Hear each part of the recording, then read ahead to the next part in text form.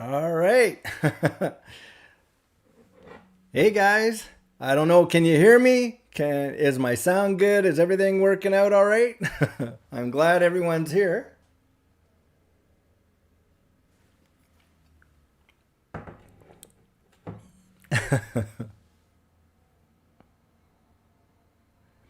So anyway, I'm not sure if you guys are hearing me, but if you can say yep, you're hearing me, then that would be great. That way I know that we're good. So all right, perfect, perfect.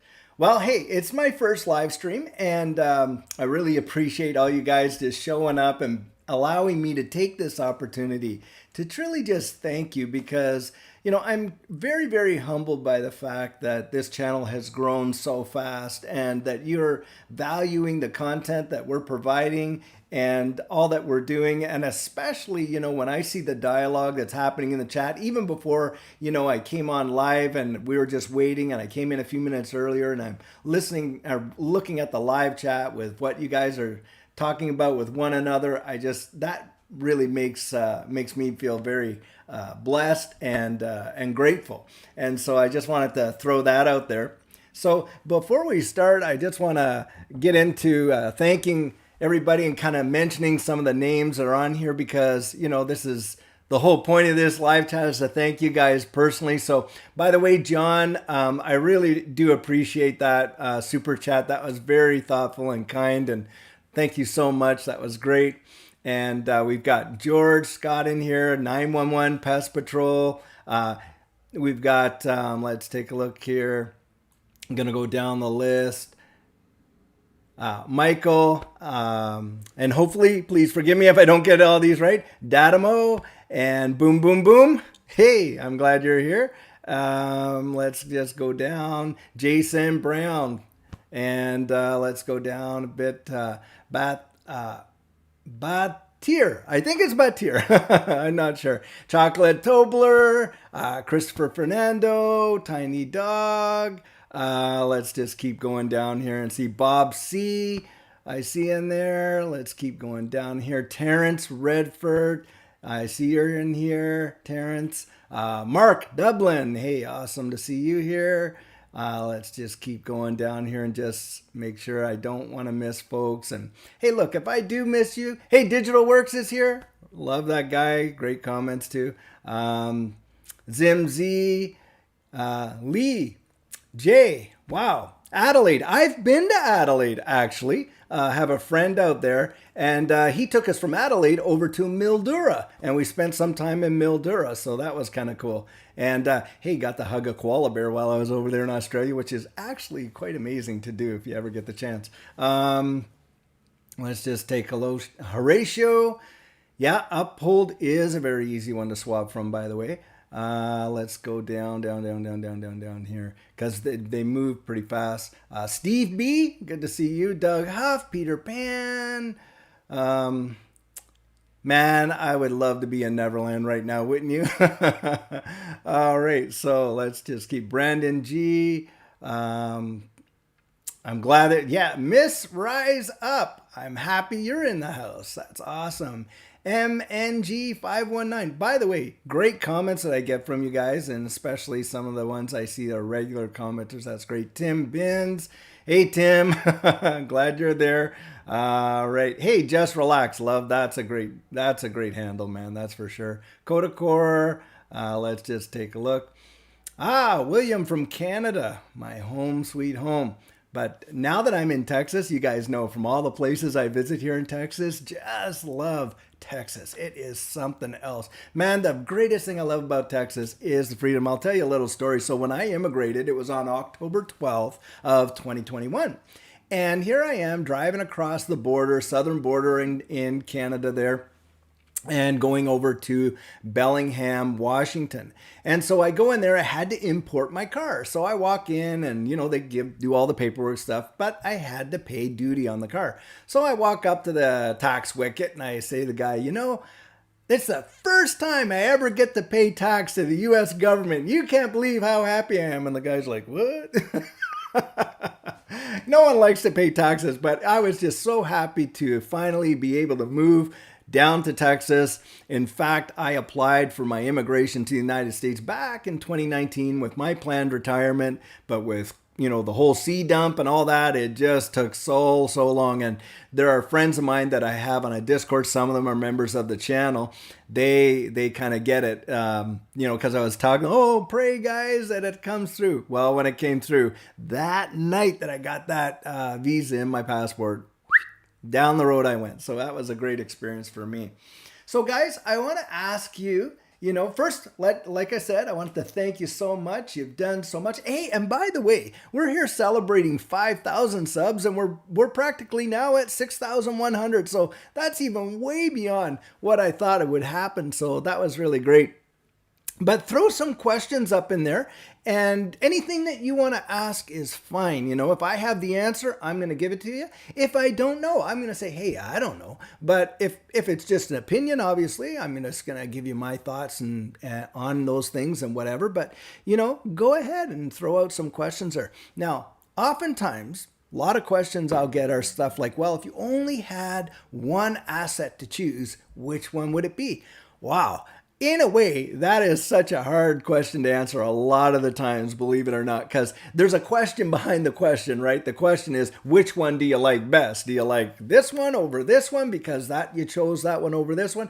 Now, there's a lot of reasons why, and sometimes it has nothing to do with the ecosystem or the protocol that I would prefer over the other. But when I'm looking at it from an investment standpoint, I'm looking at, hey, what do I personally believe will give me the potential for a greater ROI, return on my investment? And so oftentimes when I answer that question, that's what's in my mind. Not that one project is way better than the other one, but it's basically the whole ROI premise. And I gauge that primarily by sentiment because I believe sentiment is one of the biggest drivers, if not the biggest driver in the space. But, that is, how I kind of deal with that. So if that type of question comes out, just remember that that's kind of what's in my mind. But thank God, hey, that we don't only have to be tied down to just one. We can kind of diversify and dollar cost average. So let me just take a look here. All right, so I've got a question here from Joe Moore. Do you think it's best to focus on crypto mainly or to invest in stock market also? Wow, great question. That is a super question, Joe, because I do believe that there are definitely opportunities in the stock market right now, especially in the fintech space and even in other areas, probably like, the different synthetic foods that they're coming out. Not that I like that because I don't like that at all, actually. But that is going to be a big driver going forward and stuff like that. Now, having said that, for me, I really don't think you're going to see the level of return on your investment in the stock market that you will in these crypto projects. Now, having said that, you certainly want to ensure that you are looking at the four fundamentals that I always put down when I look at a lot of these crypto projects, of course. I look at the real world utility, right? And what problems they're solving real world. I look at the management team.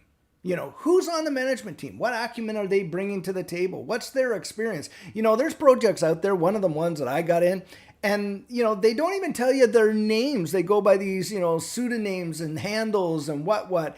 And it's kind of like, oh, okay, is this just somebody, in an MIT class throwing this up there trying to make some bank? And I've been rug pulled by, some like that.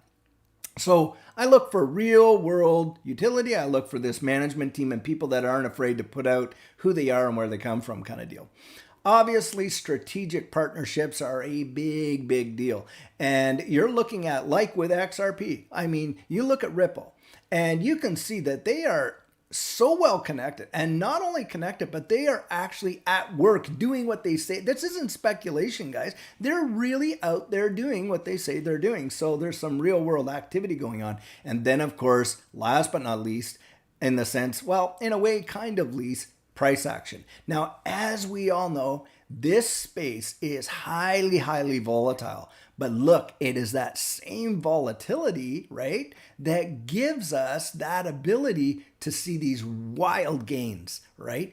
And so for me, because of the nascency of this space, I think that crypto is going to far outweigh, stocks and that type of thing. So now listen, I know that was a long answer, but I think that other people probably have a question in their mind like that. So I wanted to give it a little bit more attention.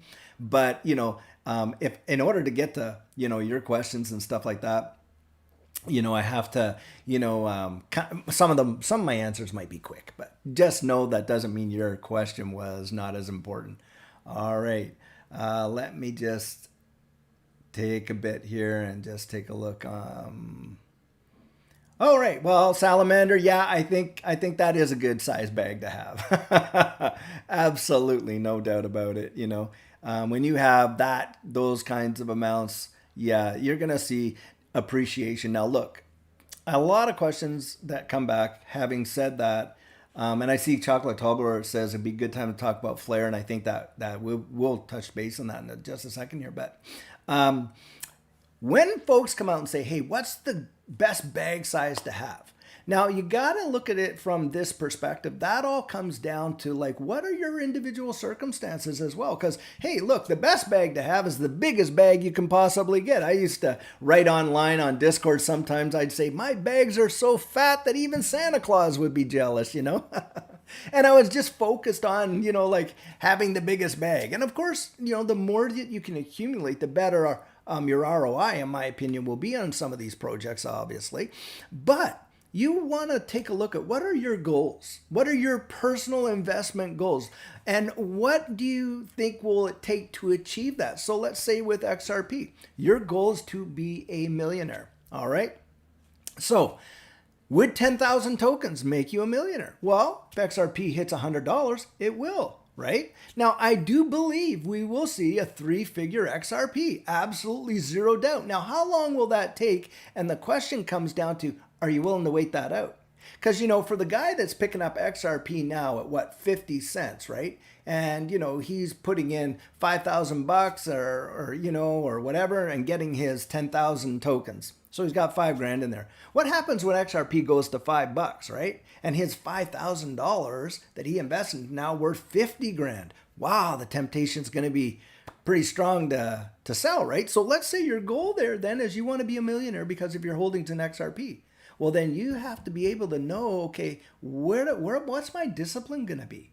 And how am I going to map that out? So maybe if you're wanting to sell a portion of your bag when it hits a 10x like that, when you're looking at $5, well, maybe you want to say, okay, I don't want to hold 10,000. Maybe I want to hold 25,000. Maybe I want to hold 50,000.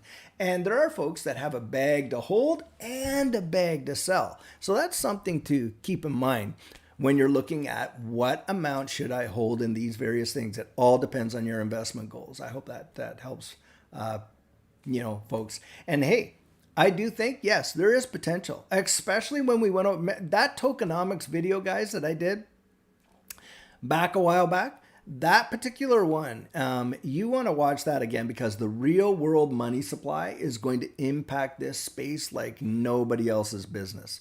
And it's going to be quite amazing, quite phenomenal. All right, now let me just take a look here at some of the comments in there. Okay. All right. So one of the other questions that I usually get that would be great to answer. Well, hey, why don't we address Flare? So now we've all been waiting on Flare for seems like an eternity now. I remember the snapshot that happened on December 12th, 2020. I was around for that. And, the whole idea of the 1-for-1. And of course, at that moment, you're thinking, well, when this all gets blown out there, I'm going to collect all these at one time. Then, of course, Hugo changed the whole dynamic of how they were going to be distributed in the sense of, what time frames they're going to come out. Then it's changed again. Then it changed again with respect to, okay, well, you're going to get it, but in order to get the future amounts, because I think it's and correct me if I'm wrong, I think it's 10 or 20% or something like that you're going to get, or 15 right up front, and then you have to be part of the ecosystem, with Flare. and be able to get in there and participate in the staking and all that kind of stuff in order to get the future amounts that you're due based on the snapshot. Now, another thing about that whole deal with Flare is how you interact with it. So a friend of mine who's actually on our chat with me right now kind of walked me through with Songbird on using the Bifrost wallet and wrapping my SGB and staking it, to a stake pool, and how to go in there and make your claims and do all that kind of stuff. I think it's a learning curve for me. It's going to be a learning curve for a lot of folks. And the one thing I would say that is vitally important is to really, really know what you're doing before you're doing it. Because in this space, due to the immutability of all of this distributed ledger technology, you make a mistake and it's like gone.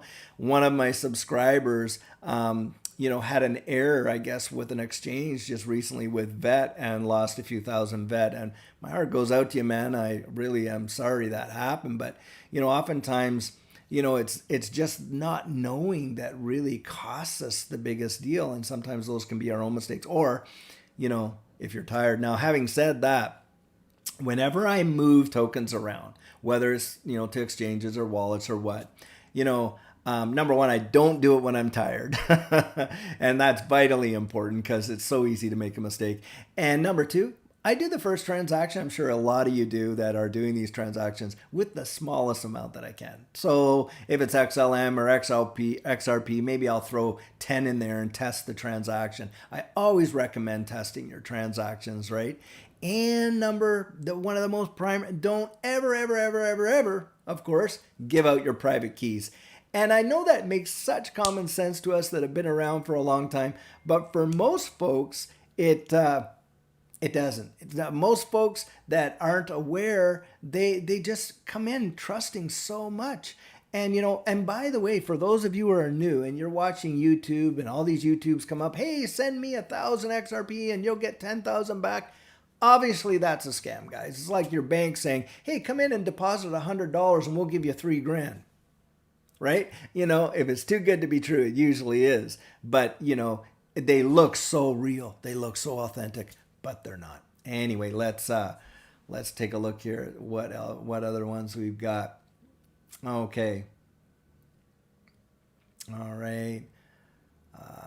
Okay, let me just take a look here.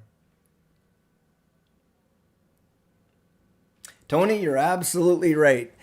The world economy is failing. Now, guys, in the position that I held in the past, I'll give you a little bit of my past history. So I spent 25 years working in the tax department in Canada and at a fairly high level, and worked in aggressive tax planning, underground economy, special enforcement, as a team leader, as a project leader. And at one point, I was offered a position to be the senior programs officer for the entire Western Canada in the division that I was in. Had to turn that down. I had kids in college and whatnot and couldn't move to Ottawa to do it. But you could see, from what was just going on with the changes in government, that big changes were on the horizon. So in that space, they would always have these things. They would call them Vision 2010, Vision 2020, Vision 2030, that kind of thing. And these big government organizations, the permanent bureaucracy, have, made strategic long-term plans for how they're going to implement this system. And banking is not going to look like banking does now by 2030. That is a guaranteed fact. And we're watching the rollout of that. And I'm telling you guys, you are so early in this space. It is going to be mind-boggling. And there's people out there and they're going to poo-poo you. I've seen it in the comments, and that's okay. Let them say what they want. They're going to say, it's impossible. They don't understand the global economy and how the movement of value is really happening. The numbers are just too big for them to comprehend. And I get that. Hey, that's understandable. But the reality is that's what's going to come down the pike, guys. And like I was saying in my videos with the Depository Trust and Clearing Corp, look, this organization processes trillions of dollars of trade volume per day. And they just went blockchain for instant settlement. So when you see a beating heart of the economy like that going blockchain, look, the monetary system is not too far behind. It is going to be amazing. So yeah, hold on to what you have. Now, look, there are folks that are day traders and weekly, monthly traders, and they'll swing the high lows and try to catch the ranges with, the longs and the shorts as it trades in ranges. And look, if you want to do that, that is great. That's okay. It's not something that I do. I'm an investor, but my son, he was doing that. And then he got his tax bill. And when you act as a trader, it's no longer an investment. It's now a business. And it's treated by the tax, here, the IRS and, in Canada and probably other parts of the world. It's treated as business income, right? So your taxes are way, way more than what they would be if you're just kind of like an investor and, that type of thing. And remember, when you're moving it from coin to coin, not just as you bring in fiat to crypto and then crypto to fiat. No, crypto to crypto, taxable events. So you want to be conscientious of that when you're doing all these little trades, because those little trades will wreck you. You have to really be conscientious about the tax consequence at the end of the year. So let's just take a look here. So Codecore writes, he puts down, my Coinbase wallet was hacked. I reported that. They told me it was frozen. All of my cryptocurrency was taken. They code, yep. A lot of these platforms, by the way, if you look at the fine print of all these exchanges, you're going to find out that they can shut you out of your account almost at will. You don't even have to have done anything wrong. They can just say, hey, look, we just feel whatever, make up something, and they lock you out. Now, do you have the resources to fight it? Yeah, you could take them to court, but what are you going to do? Let's say you got $10,000 in there. You're going to throw 30, 40, 50 grand in a lawsuit to try and get that 10 grand back. It's almost like civil forfeiture. So for me, guys, totally, this is what I do. I do not keep my crypto on exchanges. Now, when I want to buy, obviously, I get my fiat on there, I buy, and then I withdraw it once I've got it in there and they've validated the transaction and everything's A-okay and all the lifts are off. But that's really what it's like. And when we were in that last bull market, and there might be some here that can attest to this, oftentimes whenever there was a big, kind of like spike or drop or whatever, Coinbase was down. You couldn't even access it. And so you need to have a few different off ramps for yourself. And so that's why I have like multiple exchanges, not just Coinbase. You got Kraken, you got Uphold, KuCoin, you've got all these various ones. So keeping it on a cold storage device allows you to move it in and out of the various platforms at will. Now, some of you may have the ability to get an over-the-counter trading account. Now, an OTC, if you ever hear anyone, that just means over-the-counter. Now, what happens with OTC, obviously, is when large amounts are being sold, you don't want to kill yourself in the price and flood the market. Well, over-the-counter has access to a broad base of various, private buyers, other markets that are not on exchanges, this and that, and they can liquidate your position and, be able to kind of give you, that liquidity and deposit it right back into your bank account. Now, there are usually limits to that. So for instance, with Kraken, the trade volume has to be worth at least $100,000 US to do that. So it's not for everybody, obviously, but there are other things out there. And get yourself validated and KYC'd for the highest withdrawals as well. Be conscientious of that, because you might be able to sell it, but you may not be able to withdraw it. They might say, okay, you're limited to $5,000 a day. Well, imagine this, guys. If your limit to withdrawals is $5,000 a day, how long would it take you to withdraw $1 million, right? Think about that. You want to make sure you're KYC to the max limit. All right, let's take a look here. Okay. Now, I see Ultra Piscine saying, replying to Paul here, by the way, hi guys, about buying a ledger. Let me just say this. I've heard of folks that have, and I know one particular person who bought their ledger off of eBay. Never, ever, ever do that. Look, go to ledger.com, buy your ledger from there. It takes 4 or 5 days to have it mailed to you from France. I was in Canada when I first got mine, and it was quick, and it was during the big C thing. And so that's my recommendation, because folks have been known to get these things, open them up, tamper with the hardware, wrap them all up. I mean, you get it in the mail, it looks like it's brand new and it's all ready, and they'll just wait until, and you'll be using it for a good while until you've got a nice good sized bag in there, and then boom, they hit you. So be very careful about that, where you get it from, you know. Let me just think. So ASMR, you're asking, how do they know, and I'm thinking that they means the government, what your profit is on a coin swap transaction? Well, guys, this is open ledger technology. And if you think, for instance, okay, let's say how do you originally get your crypto in the first place? Well, let's say you go into Uphold and you purchase, a couple $1,000 of XRP. Well, you get your fiat on Uphold, you buy the XRP. Well, when your XRP wallet, you send it from there to your ledger, right? Well, they know that. They can monitor that transaction and where it went. And then you decide to do a coin swap. Well, guys, that XRP has been swapped. Let's say you're swapping it for XLM, you're using your ledger to do it. It is a trackable, and believe you me, don't think.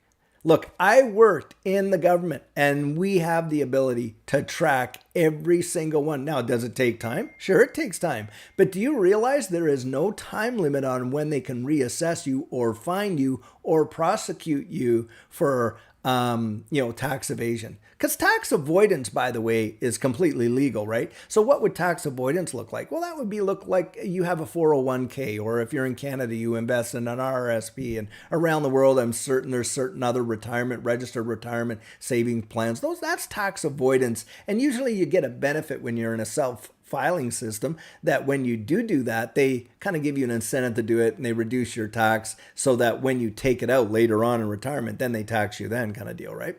Well, that's tax avoidance, A-okay. Tax evasion is when you owe tax on income and you don't report the income and you don't pay the tax. And if you get nailed on that, and it's a significant amount, enough sum, number one, you're going to get assessed gross negligence penalties, which are in the tune of 100+%, sometimes 200% of what the tax would originally be. So they wipe out all your profits. But number two, you could face a criminal prosecution. And believe you me, it doesn't pay. Look, they didn't get Al Capone on all of his bootlegging or anything else. They got him on tax evasion, right? So anyway, just throw that out there. Having done that for years and years and years, and tracing people literally around the globe and finding assets all over the place, don't think that they can't catch up with you. They can. Anyway, now, will they? Hey, that's another issue. Manpower is an issue. But do I want to put myself out on that ledge and, risk somebody sawing me off on the other side? I don't myself. Okay, so let's take a look here. Okay. Yeah, that's right. So if you buy, this is from Roger Villarreal. He says he bought 7,000 XRP on Uphold, but can't transfer it to Ledger till December. And yes, I do think it would be safe. Uphold is a fairly strong, heavy-duty exchange that has lots of liquidity. Those are the kind of exchanges you want. And my guess is you're going to be able to trade it on the exchange. It's not like it's frozen, you can't do anything with it. You just can't withdraw it off the platform. But I definitely believe that it'll be safe on Uphold. Now, there are some out there that I don't necessarily think that, some of these small or unknown exchanges, but that one I think will be okay. Yeah, I agree, Messi. I think Jerry Mahogan is going to be right. I think the lawsuit is going to end on the 15th of November or before that. A lot of folks do. When we consider this whole lawsuit that has gone on, and look, one of the points that I was bringing up on my videos last week is before that lawsuit came down, you just have to kind of think about it like this. The SEC is charged with protecting the average investor out there in the world. Now, at the time, remember, the flare run-up was a big deal. People were diving into XRP. There was a big move in price because they wanted to actually have a pumped up wallet to profit or to benefit, sorry, from the Flare snapshot. Well, the SEC totally knew this, and the snapshot was on December 12th. Well, I think it was something like December 21st when the lawsuit was dropped, but the SEC said nothing. There was absolute crickets, and they just let all these rank and file investors pummel all in, and then bam, they dropped it. So to me, I think this whole lawsuit has been disingenuous from the very start. I think that Ripple certainly has a lot of evidence on its side. These recent amicus briefs by IRemit and I always seem to forget the second one, but needless to say that were allowed to be entered are going to have a huge impact, and especially the order to produce the Hinman emails, another big pressure. And I don't think the SEC wants this thing going to trial. Now, Brad Garlinghouse came out and he said, look, at the latest, I'm thinking somewhere mid-2023. But there is a lot of reverberations going around right now that perhaps we could end up seeing a settlement way, way sooner than that. And so I guess time's really going to be the great equalizer there and let us know. But at the end of the day, I truly do believe that Ripple is going to win on this case. And if there is a fine to pay, it's going to be on the escrow commitments that were done way back, way early there, but certainly not on this secondary market. At least that's my opinion. So hopefully that answers that one. Yes, Jerry Check. He's got EU supposed to start with CBDCs in November. And that is absolutely right. If you go to the Swift timeline, you're going to find that the CBDCs with the ISO 222 thing, a lot of these come into effect in November of 2022 for a great part of the world. Now, it's my personal feeling that the reason why the States is 2023, 2024, somewhere in there, is because of the reserve currency status. They're going to build up this infrastructure all around the world, and then the final switch is going to be hit, and where it's going to be on like Donkey Kong. And so that's kind of my view of it. But by 2025, guys, which, what is next to nothing, less than 2.5 years from now, we're in 2025, it's all done. And I think at that time, it's going to be a bit, and for a lot of folks, it's going to start getting to be the point where it's going to be too late to even get into some of these ISO projects because the prices, they're just going to get priced out. They're not going to see the dollar appreciations, percentage appreciations, or ROIs that early adopters are. At least that's my opinion on there. I'm not understanding. Lyric, you have a question in here where you're saying how can slow but cannot stop the XRP, or you can slow but cannot stop that. Okay, I see. I thought that was a question, not how, but okay. Yeah, you're right. You won't be able to stop it. It's a moving train. It's already in place. The infrastructure's out there. There's no stopping this. And with respect to the CBDCs, now I'm going to ask you guys some questions here for sure, because I want to get your opinions on these. But with respect to CBDCs, the big issue, at least in democratic states, of course, is the whole concept of privacy. It's not even so much the security aspects of it, but it's your and my individual privacy. Because remember, the potential is there for every transaction that you ever make to be logged, tracked, traced, and from where it goes from there. And on top of that, what will that do to our tax systems? Will there be a necessity for, shop owners to report to the government and local governments for tax and stuff? Because look, they can almost do it right at point of sale. Take the tax, so much goes to the vendor, so much goes to the government. And before we even get our paychecks. Look, most of us work for W-2s. That's one of my daughters back there. And she's just walking by. Wonder what she's doing. But needless to say, so anyhow, what I was going to say there is, with respect to how things work with our paychecks, we see the money taken off our pay. But a lot of times there are employers out there that don't remit what they deduct, right? And they end up in arrears with their payroll taxes with the government. Well, of course, the government gives the employee credit for what was deducted, but then they go after the employer, right? And that type of thing. I think you're going to see a major, major shift there. I think right on payday, the government's going to poof get their share right there. So, what does that tell you guys? The enforcement divisions of our various tax departments may be significantly reduced by virtue of the fact of the enforcement that can be programmed right into the CBDC. Now, if they can do that, what else are they going to do with it?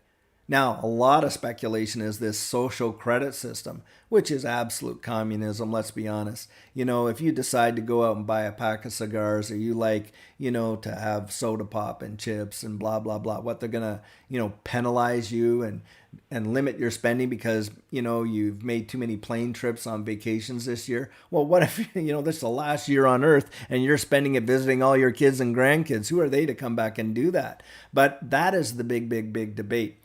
So now, where you guys are coming from with being around the world, what are your thoughts on that? Like, are you feeling or seeing different reverberations in the marketplace, or what you're, being in tune with this CBDC where you're coming from?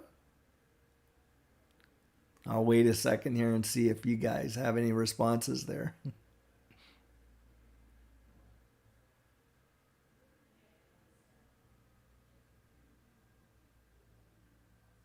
Yep, Jerry, I agree. It is total communism, at least from me.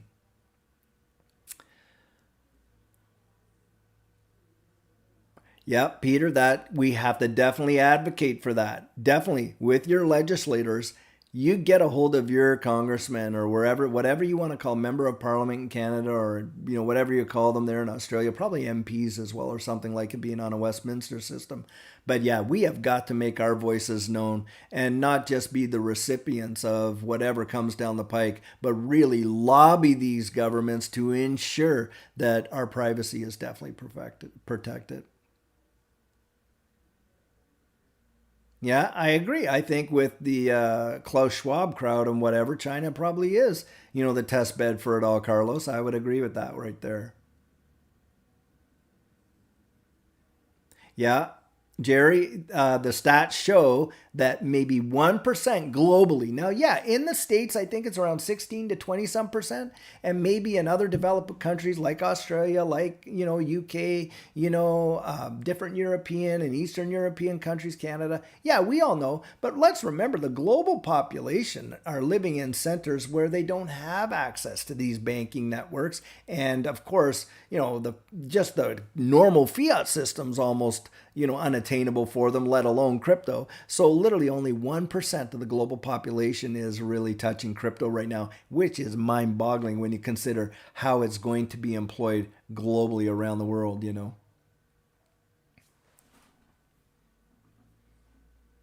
Yeah, Ultra Pristine, the Bank of England, by the way, that is a big tell buying these bonds. It is scary. Look, guys, the debt market, you really, really need to grasp this. And you can read up on this online, so you can fact check me on this. But the debt market is truly the beating heart of all of these markets. And so if you see the debt market kind of spiraling out of control, the stock market is going to literally, it is just going to absolutely get crushed. And of course, from that, we have these other risk on markets, of course, like crypto. We would get crushed as well in that until there is truly a decoupling. Then we'll see like real big appreciation. But they have to solve this debt market. Now, XRP could be the one that solves that. Hedera Hashgraph. Rumored out there that Hedera Hashgraph is being put in play there, to swallow up the debt market. Now, if that happens, you see the debt market get tokenized, then you know that we are moving in light speed with the implementation of the new digital economy. Now, will there be a reset, like a debt reset? So this whole you'll be happy by 2030 at own nothing kind of deal with the European, the World Economic Forum, Klaus Schwab and all that. What they're talking about there, guys, is an age old, way back from the first depression days, planned obsolescence. And so planned obsolescence is the idea that things are either built to expire within a certain time, or legislation is crafted that you have to retire them at a certain age or whatever.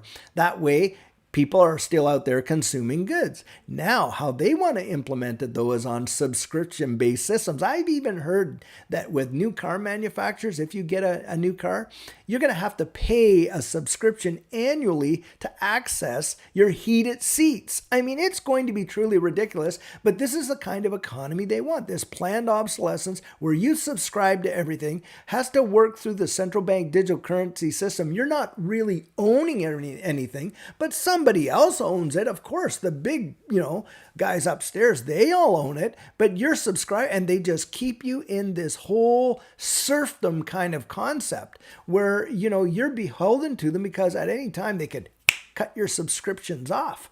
They can do whatever they want. And if you don't toe the line, look at how, by the way, you get shadow banned on a lot of these platforms if you say the wrong thing. Or the whole PayPal deal that they were, we're going to fine people $2,500 if they say, well, who decides what's misinformation, right? And of course, they saw a big, pushback on that, and they backpedal. But how they backpedal was quite interesting. They didn't come out and say, we're so sorry that we didn't really think that one through, and we've actually tried. No, they go out there and they get all these people to kind of put this false narrative out there that was never their intent in the first place. What a load of baloney. But that you can see, they craft the message. Remember, the fifth estate is there, guys, to literally program people's thinking. A lot of people, they might be able to tell you what they believe, but you ask them why they believe it, and you know what the argument you hear? You could hear that argument on CNBC, you could hear it on Fox News. They're just regurgitating someone else's critical thinking and not exercising their own. At least that's been my experience. So anyway. Yeah, I've been thinking about that too, George. Delete my PayPal, that's for sure. Yeah, now I see down there, Escrin, Quant. Wow, Quant is going to be a killer in my view. I really like Quant. I think that you're looking at one of those assets that's definitely going to see 5 figures in the next bull run. 4 for absolute certainty, but could be breaching on 5. I mean, look, there's only 14.5 million Quant ever. And when you see what Quant is doing behind the scenes and working with various governments and various, Fortune 500s and what they're developing and, making this whole space as interoperable as possible. Now, guys, this is key. When you see the seamless interoperability among these ecosystems, where you're not dealing with, bridging, hacks and all that kind of stuff, and it's just seamless behind the scenes, man, I'm telling you what, the adoption in this space is going to be like unbelievable. It's going to be on steroids, and Quant is right at the forefront working that through. So to me, Quant is a good bag to get, even 10, even 10. Yeah, Das, I think there is a way you can do that. You just take your wallet, right?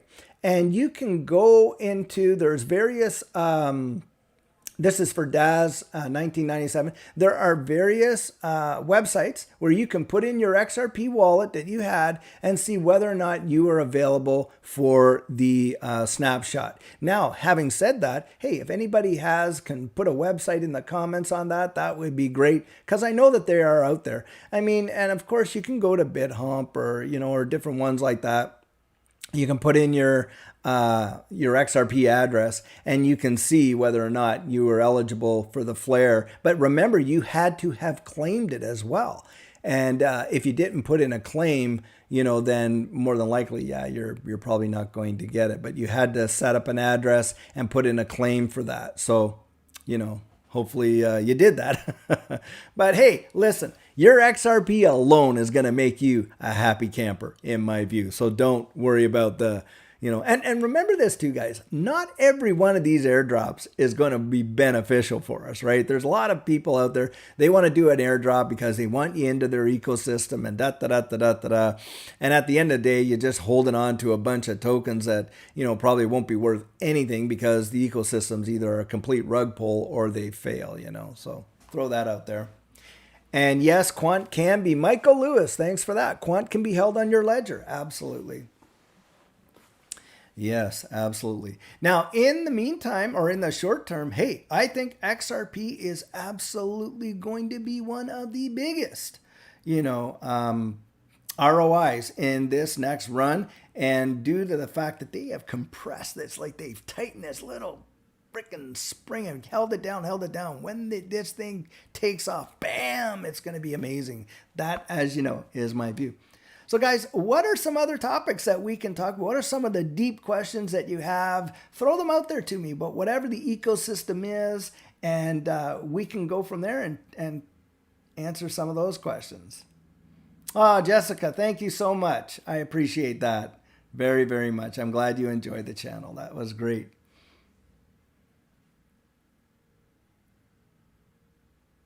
Yes, Terrence, that's right. Algo does work. Boston Fed is going to be quite something else. And they are working on CBDCs. By the way, guys, a lot of times we look at these platforms as being, total competitors with one another. In some cases, they are for sure. But in a lot of cases, they're collaborators and are working together on a lot of these projects. And they are sharing out pieces of the pie and helping one another solve these various problems as well.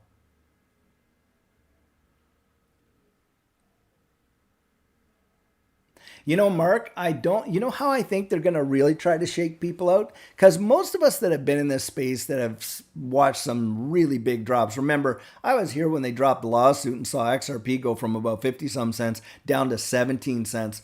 And yeah, people will get shaken out with those type of things, but I don't think they're going to try shaking people out with a price drop. I think they're going to try to shake people out of their XRP with a price appreciation when it goes to $2, $3, $4, $5. I think a lot of people are going to be so tempted to vacate their positions and will never be around to truly see, the mass appreciation when XRP starts hitting those, three figures and perhaps mid three figures. So I think that's really how they're going to probably shake the majority of people out. They'll let them have their cake. And what do you think most people are going to do? They're going to pay off their debt, maybe pay off their mortgages, right?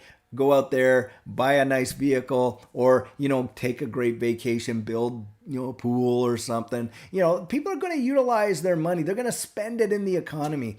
The ones that are going to be around are the ones who are wise enough to just hold on for, that period of time and be able to, see those large dollar appreciations. Now that's my belief. So, hey, look, I get it too, by the way, if you're stuck in a situation where you do have to liquidate at those prices just to kind of make the ends meet. But my recommendation was don't do all of it.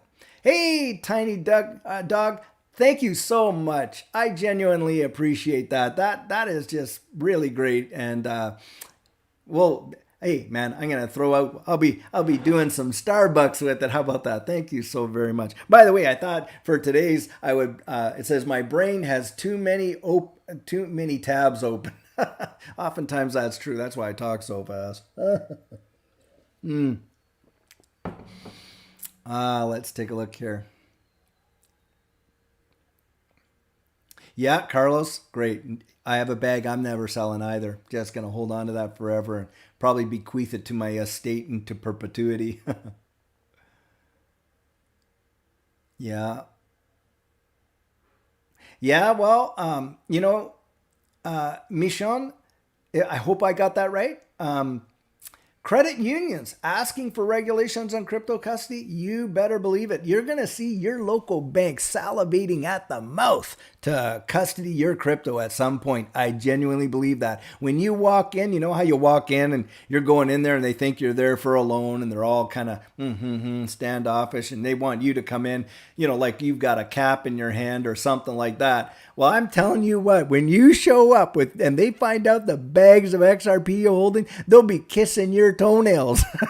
It'll be something else. The banks are these kind of folks. Now, not to pick on bankers, because I'm sure there's a lot of bankers people that work for banks in this space. I have a good friend that works at a bank and he is a great, great guy. But let me just say this. A bank is like this. They give you an umbrella when the sun is shining and then they take it away when it starts to rain. That has been my experience. When you're having troubled times, that's when the bank says, oh, risk off. This guy's a big risk. And that's when you need the bank's help. But that's not when they give it. When they want your business is when everything's rosy and sunny and you're doing great. That's when they want it. Now hold on here. Let me just. Hey, Manuel, thank you very much. Genuinely appreciate that. That is really great, and thank you for that. I really value it. So let me just take a look here. Yeah, Casino Coin is probably going to do well. I think it will. Absolutely. So I'm not familiar with SafePal either, John. I think I'll have to take a look at that and see what that is and what that's like. Let's just take a look.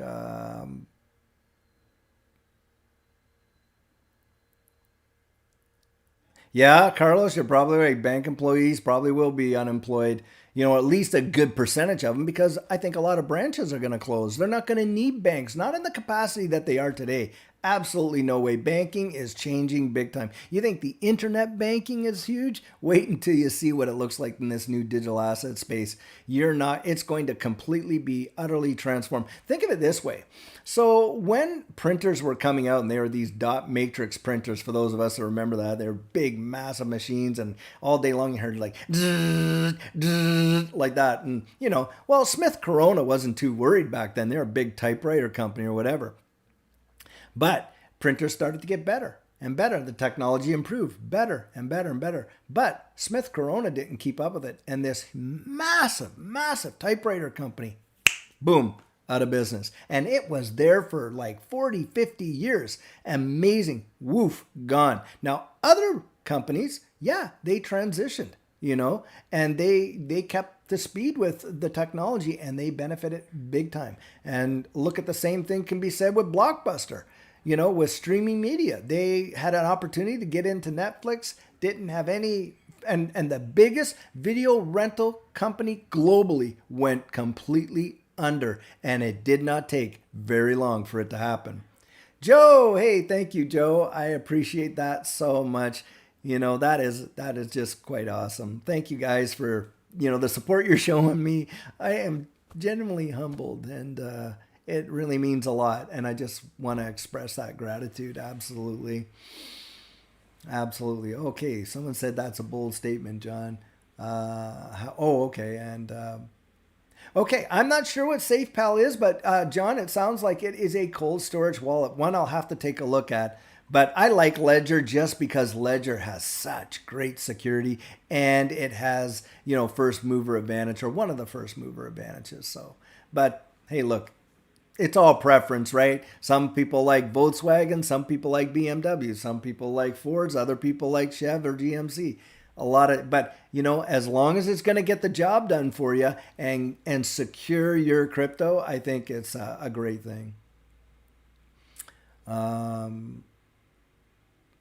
David, you might be right there. In fact, what I think you're going to see a big move up there with respect to brick and mortar businesses, service industry. Wow. I think folks that are in the service industry are going to be just massively appreciated for the things that they do. When I say service, I'm talking about your plumber, your drywaller, the guy that's doing something with his hands and that type of stuff. All these other businesses, even the brick and mortar stores, we're definitely seeing that, when the big C dump, that we can do without those, right? And that type of stuff. So the online businesses are going to be massive, but you're always going to need, hey, look, if I have something broken here or I have a pest situation, I'm going to call a professional to come in, and those businesses are going to be big, big, big. But they're going to be marketing online for sure in a bigger way. Let me just take a look here just to see. Hey, Michael, I definitely will. And if you're having to check, hey guys, if any of you have to check out, I get it. I'm trying to just keep this on to give as many folks the opportunity to come on and be a part of this live stream. I really, really value you all so much. So I want to give a shout out to all of you. But Michael, hey, I really appreciate doing, and I'm going to try to do more live streams. And because this is my first, look, I don't have great lighting and all that. I'll try and get better lighting and I don't have all those little fancy things that kind of pop up on the screen. I would definitely like to get those on there and do more of that. Hey, Donnie, thank you very much. Is that John? Or sorry, Donnie says congratulations on the 5K, and then I say John with the 9.99. So I'm not exactly sure who gave that, but if it is either Donnie or John, just know my heart is grateful. So much. Let me just see in here. Okay. Just John Moore. Hey, Joe Moore. Joe Moore, thank you so much. I genuinely appreciate that also. Let's take a look.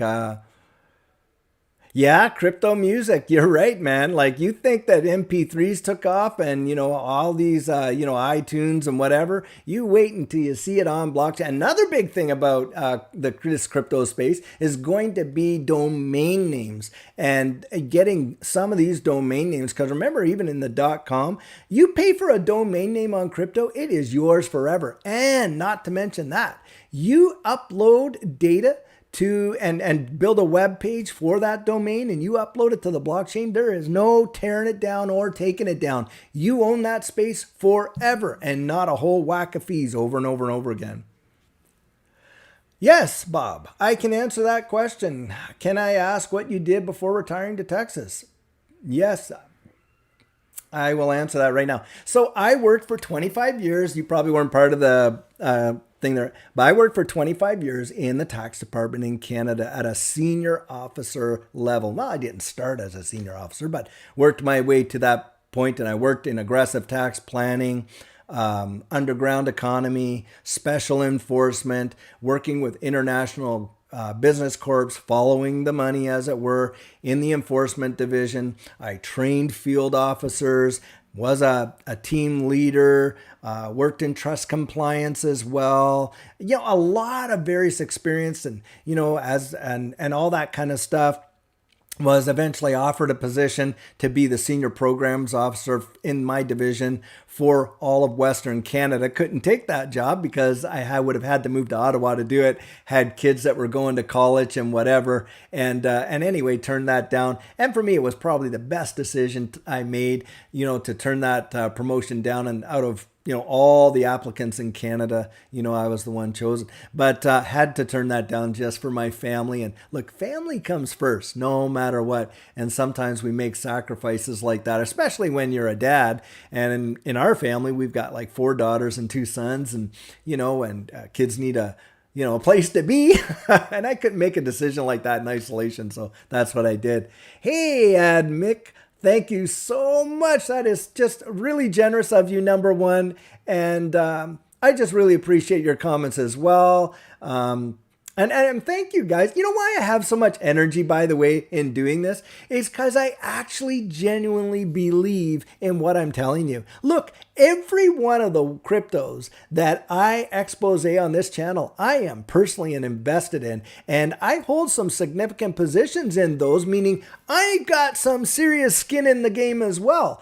And look, if I didn't believe in it, I'm not paid by anybody. No one's given me anything to come out and shill anything. And I have yet to have a sponsor reach out to me or anything like that. Now, I'll tell you what. If I did have a sponsor, I can guarantee you this. It's not going to be a sponsor of a crypto ecosystem. Now, I would take a sponsor for an exchange, perhaps, if I felt that they were really a great exchange and would provide great value at it. No problem. I could do that. Any of these 401k type crypto things, fine that. But you'll never hear me shilling any particular project because I got paid to do it. Not going to happen. Don't need the money, and I don't want to, be influenced, by that type of thing. So just know my enthusiasm really comes out because I've seen it happen, guys. Look, when you see a 100x return, and there's guys right on this channel that can tell you they were right with me when it happened. And we all saw it. And I was a part of a very, very small Discord with only about 34 or 35 people on the Discord, not one of these great big ones.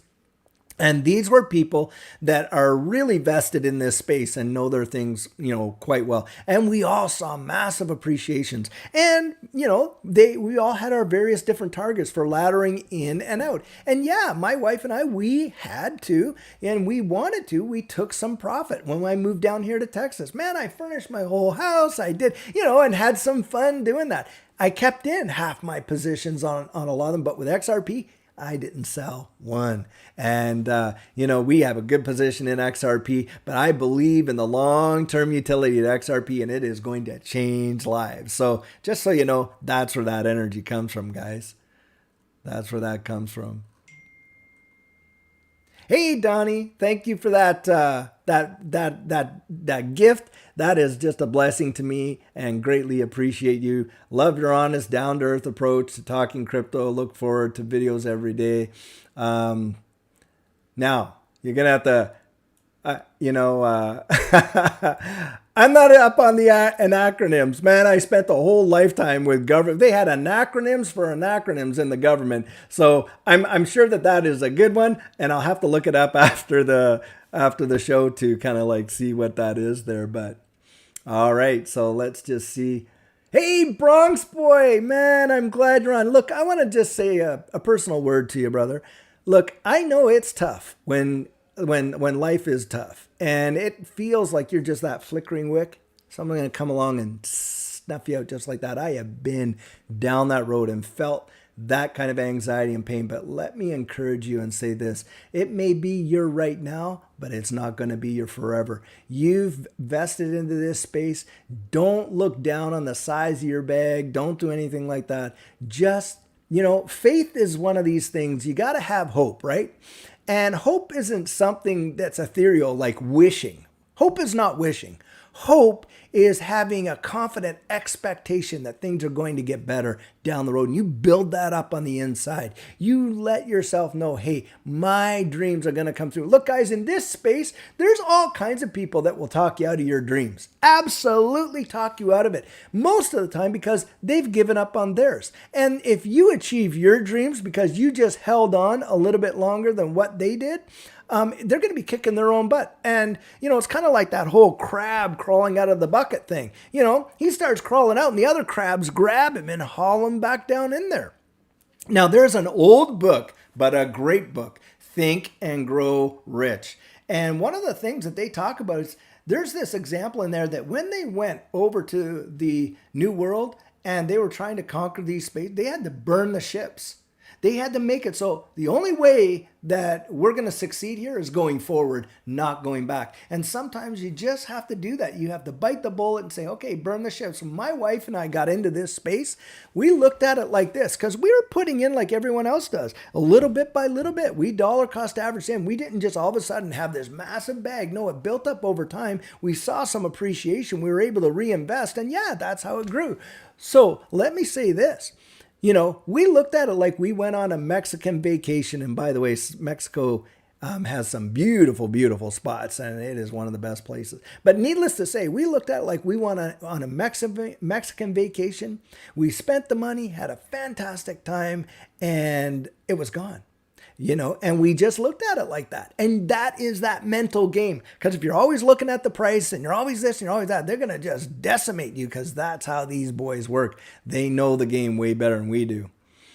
We're all going to make it. Okay. Hey, thank you so much, Donnie. That is fantastic. We're all going to make it. Yes, sir, we are. We are going to make it. Look, the day is going to come when the media is going to be seeking people like us out to interview us and say, how did you know? And by the way, having said that, your family, friends, and all those that have kind of not thought you're ever going to achieve anything in life, they're going to look at you with their eyes crossed. They're going to come and say, well, how did you know? It's going to be their first question. You're going to tell them because I have my ear to the ground. Second question is, why didn't you tell me?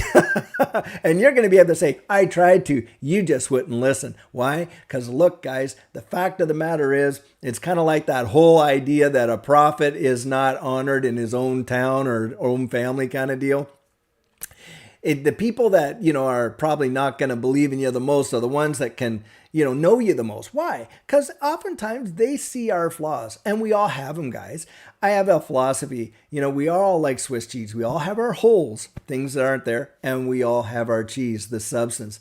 And we literally have to train our minds to look at the substance and not the holes. Because I'll tell you what, I know what it feels like to stand in front of the mirror and look at myself, kind of like, that psychological mirror, and kind of examining yourself and think, oh man, I'm just not who I want to be, or what, or whatever. And you just don't, and that can get really, really, really negative, and you've got to cut that off. And you just got to start looking at your substance. Now, I want to say this. When my sons were growing up, I taught them that there's really two kinds of pride. So there's arrogance that says, hey, I'm better than everybody else, and da da da da da da da. And that's one kind of pride. But there's another kind of pride, and it's called dignity. And you've got to have that. You've got to know who you are and the worth that you bring. And you can have dignity. And what dignity does, dignity has no problem getting down in the dirt and helping somebody else get out of it. Why? Because you have some self-respect. It's the gift you give yourself, and no one can take it from you, right? And you set your own constitution that way. And I'll tell you what, people that I've seen, yeah, you go through hard times, you go through struggles. We used to have a saying, when the going gets tough, hey, the tough get going, right? And your metal is put to the test in the crucible, in the fire, right? That's when your metal's put to the test. And sometimes it's good to have that, because what happens in the crucible? All the dross, all the impurities comes out the top and gets skimmed off until all that's left is what's pure. And we all need that. We all need that. Hey, put me to the test. And God has in my life. I've experienced it big time. And I've learned, and I'm still learning, but I just want to say this. Don't let your self-view focus on the holes, man, because you do have substance, and that is going to take you so much further down the road you won't even believe. Anyway, a little bit of a thing there. So, well, Bobby, you're right. We may see markets crash, but for every crash that I've ever seen, we've seen some major moves. And by the way, you've got the right attitude there. Accumulating cash and waiting, that is when you buy it up. I'm telling you guys, when people are peeing their pants and the fear and greed index is off the Richter scale on the fear side, that's the time to accumulate, man. That's the time that you pick it up, because I'll tell you what, those are the moments that millionaires are truly made. Millionaires are made in these whacked out bad times. Do you realize in the Great Depression, there were so many millionaires made? It is really mind-boggling. You don't hear too much about that, but it is true. And so for me, I was accumulating, and God really blessed us. And I'll tell you why, because I didn't know a whole lot about this space, but when I got into it, it was on the floor. In fact, it was so far down the floor that literally, people were lying down prostrate. It was like bad. And I got in there and I watched the whole thing when it started to stand up and get its own legs, and boom, it took off, changed my life. And I truly believe what I feel and what I sense is so familiar. It's kind of like somebody that is used to surfing. And maybe my Australian guys can get this, or snorkeling. Look, when you're first getting in the water, it can be kind of scary. And, experience teaches you what's safe and what's not safe, and da-da-da-da-da. And then you develop like almost a sixth sense to it, right? When that wave is coming, how to catch it, how to ride it, da-da-da-da-da. And you almost can feel it before it happens. And so because of that, you become so much better in what you're doing. Well, that's what it's like. I'm feeling it. I'm seeing it. And I'm telling you what I feel and see. I've been here before. It's not the exact same, but boy, it feels something familiar. And it just excites me on the inside, because I know what's coming next. I can see it. I can feel it. And we can all feel it. We all feel it. We know a change is coming. And we're positioning ourselves to really be, right in the very front seat of, this roller coaster, and we're going to ride it all the way to the end. It's going to be one heck of a ride, to be sure. But hold on, because at the end of that ride, you're going to come off just feeling great. Wow. Kathy, 3:05 a.m. Wow. Thank you guys. Thank you guys so much for taking the time out to, be around at that time in the morning just to hear me talk. Wow. And to enjoy this. So, Really, really value that. 6 p.m. in Prague. My wife has been to Prague. I've never been to Prague. My kids have been to Prague, but I love to see it. I hear that it is a beautiful, beautiful city. Absolutely beautiful, with all of its history and buildings and things like that. You got it, Bronx boy. You got it.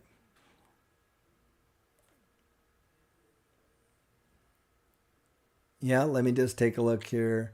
Um, Yeah, I saw that too. That there is it recently added an XDC app, but is it that for the new XDC, Emmanuel, or is that for the XDCE that when it was an ERC20? I'll have to take a look at that because I haven't seen it. Let me take a look. Hey, Paul. Hey, by the way, London was one of my most favorite places to visit. And one of these times I'm going to do a live stream because while I was there, by the way, my background heritage is Scottish and I had a kilt made for myself, had it, and the whole shebangle, sporan and all of that. And, my hosiery, the shoes, the whole bit, the brogues and everything. And one of these times I'll put the whole outfit on. I'll come on and I'll show you what it looks like on a live stream, and I really like it actually. Judy, my wife, sometimes calls it my leprechaun suit, but when Robbie Burns Day comes out, I usually like to take her out and go have some haggis and stuff like that. All right, let's take a look. Hey, Leon, I think that amount of XRP has a good chance of making you rich. Yes, I do. Now that's my personal opinion. And by the way, guys, on this YouTube space, we've got regulators watching us because we can't come out there. And that's why you hear me always say, not financial advice. Because unfortunately, I've got to cover my bases because, I can be, sued for giving someone financial advice and whatever. So when I say these things, yeah, they're my personal opinions. Now, we may share the same opinion and we may not. But remember, I can't give you financial advice. But hey, I believe that bag size, Leon, is going to make you rich. Now, that's my personal view. Hey, you just hold on to it long enough. You betcha.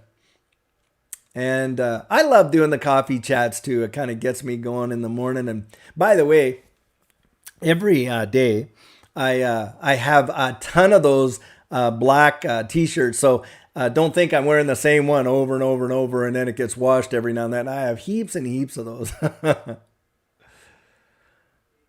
Okay.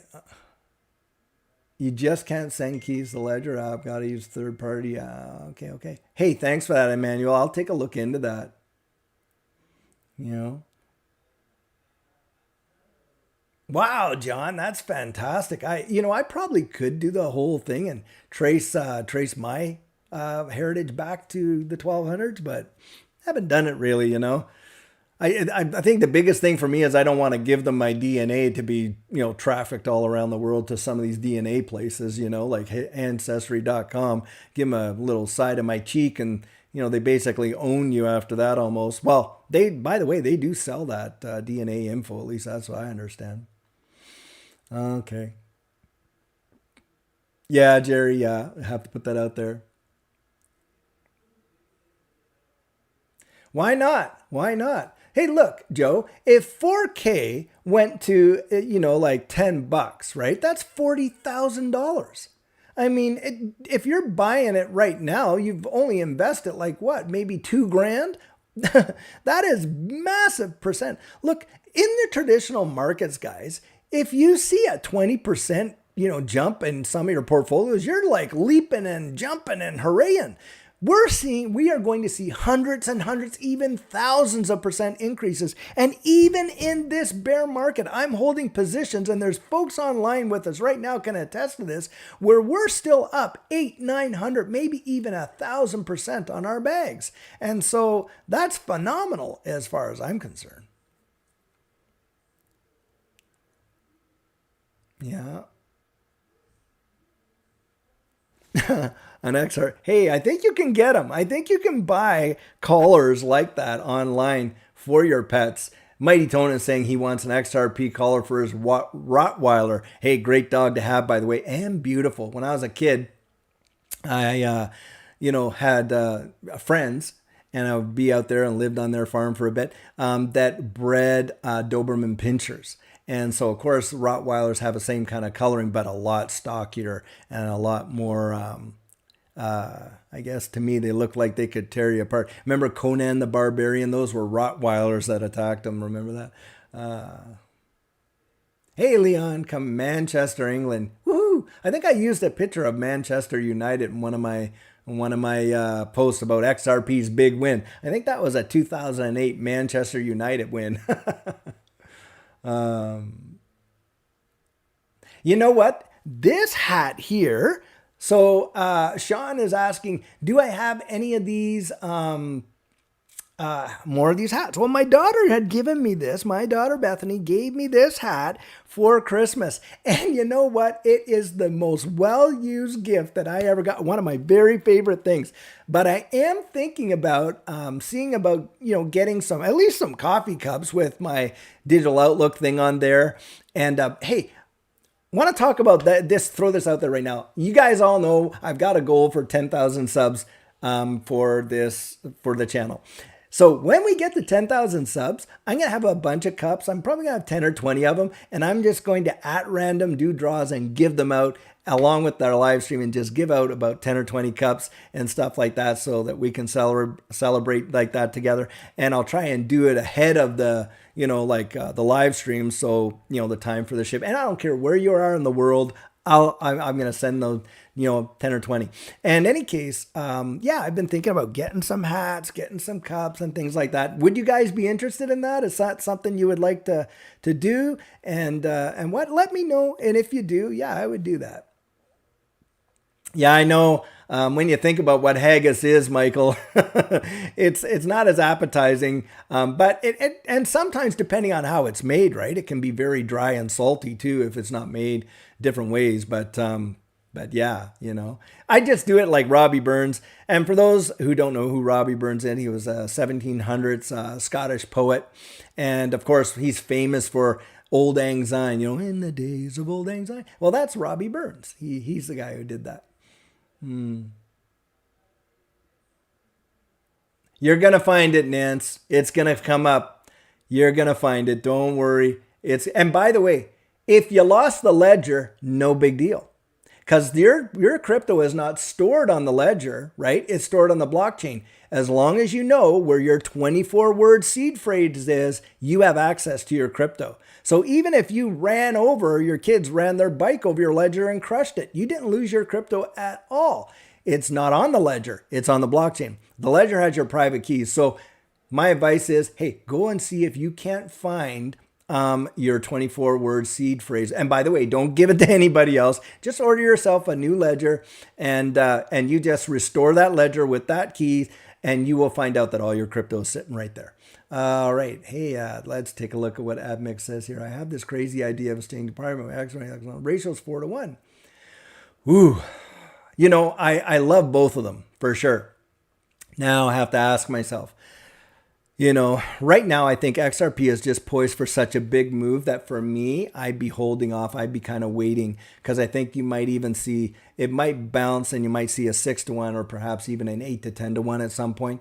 That doesn't mean XLM is not good and isn't going to appreciate. I just think because of this lawsuit and the suppression that XRP is under, it's going to have a massive spike initially. And of course, there's going to be a sell-off in there when it does spike. But that might be the time to kind of do a switch there. Okay, let's just take a look here. Okay. I do not know what QSP is. Zach Hudson, I'm going to have to take a look at that. But I'll tell you what.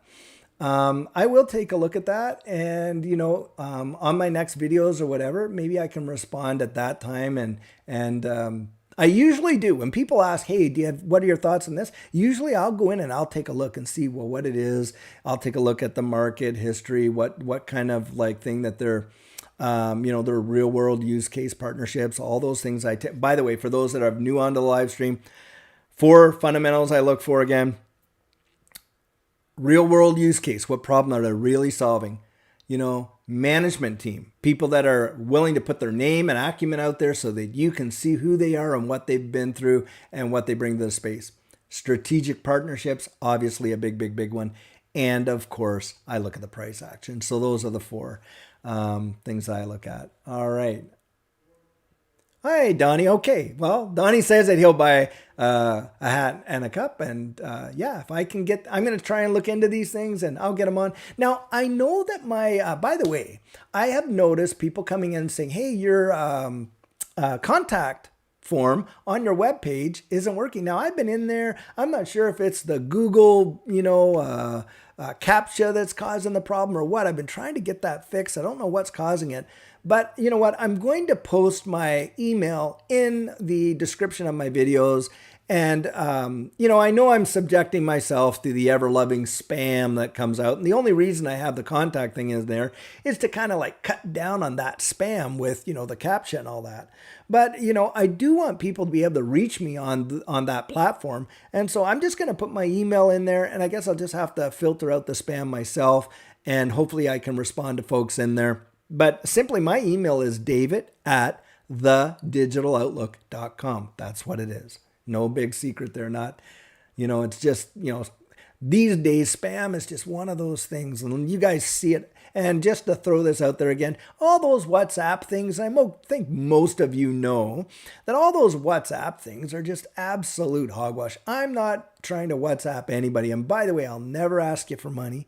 Hey, you guys donating, it touches my heart so deeply. And I am very, very grateful for those super chats and things like that. I can't wait till I can figure this whole live stream system out and have one of those neat little gifts that pop up when people do that. Cause I would really like that. Yeah, I love that. So I'd like to do that for this, but let me just say that I'll never WhatsApp you. I'll never directly ask you for money or come out and say, hey, I've got a great deal for you. Don't fall for that because people are out there trying to rip you off. And I certainly do not want anybody to get hurt watching my channel. All right. Yeah, Quant is really major. You're right on the money there. And so is John. Quant is going to be very, very amazing. Very amazing. Let's take a look here. So guys, what would be some of your biggest questions?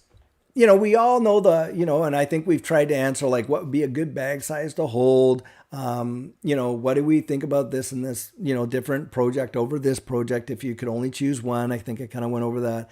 But what are some really fundamental questions, about how you think or, because I can at least, there are some things I know and there's some things I don't know. And believe me, if I don't know, I'll just say I don't know. And I'll say, hey, look, I'll look into that. One of my positions I held, and was for the government was I would interpret legislation for the Crown. Now the Crown is the head of state in Canada, right?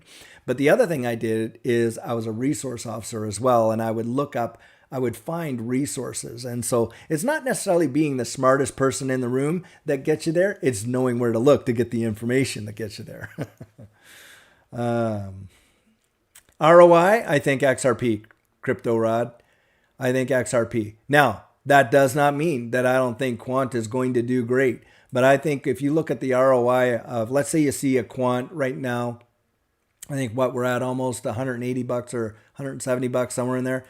Okay, so let's say that 10x is, or goes to like $10,000. So, that's like 100x. And then you got XRP. But if XRP went to $100, what kind of an ROI is that? And so, hey, if XRP was to actually duplicate the fractal that it did in 2017, you are definitely looking at a 3-digit XRP. It would be amazing. All right.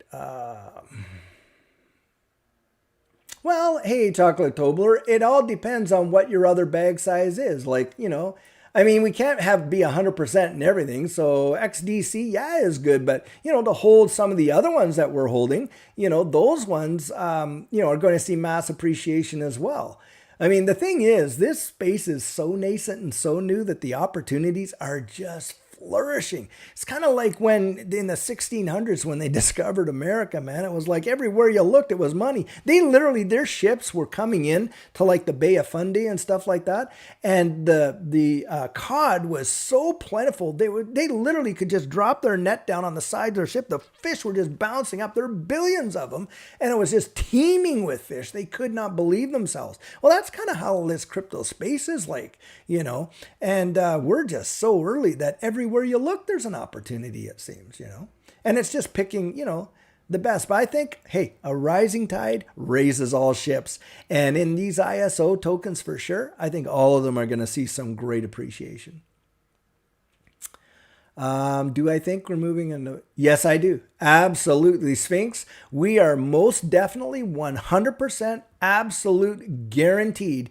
And will it be blockchain? Well, it may not be blockchain per se, but it will be some sort of a distributed ledger technology with immutable properties. Absolutely, for sure. So, you know, blockchain, remember there's DAGs, you know, there's different types of consensus algorithms. There's all kinds of different mechanisms in this entire space, you know, and there's of course different types of validating for, you know, the transactions, proof of work, proof of stake, proof of authority, you know, the proof of consensus, on and on and on, different proofs. So, but I absolutely 100% do believe, and not only will it be our identity, but it will also include a lot of our personal information with respect to our educational, history, and, you know, like what degrees we hold, when we got them, where they came from. It's going to include our medical information. Now, the great thing about this is this. When you go to the doctor right now, they got your whole medical file from the time of cradle to practically grave, right? Well, in this new system, you may have much more control over that information than you do now. And through smart contracts and different types of technology, you may be able to just give them what that medical practitioner needs for right then, and that's it, rather than having them have access to absolutely everything for all time.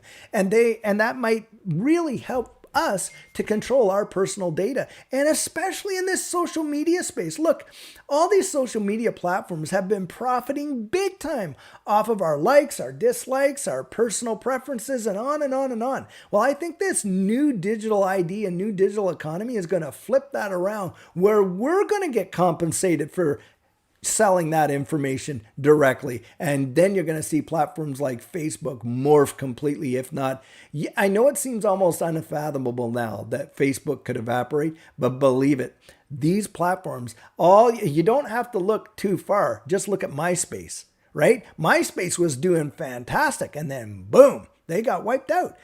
Facebook could face something like that too. We don't know how it's going to pan out, but it's going to be interesting. That is for sure.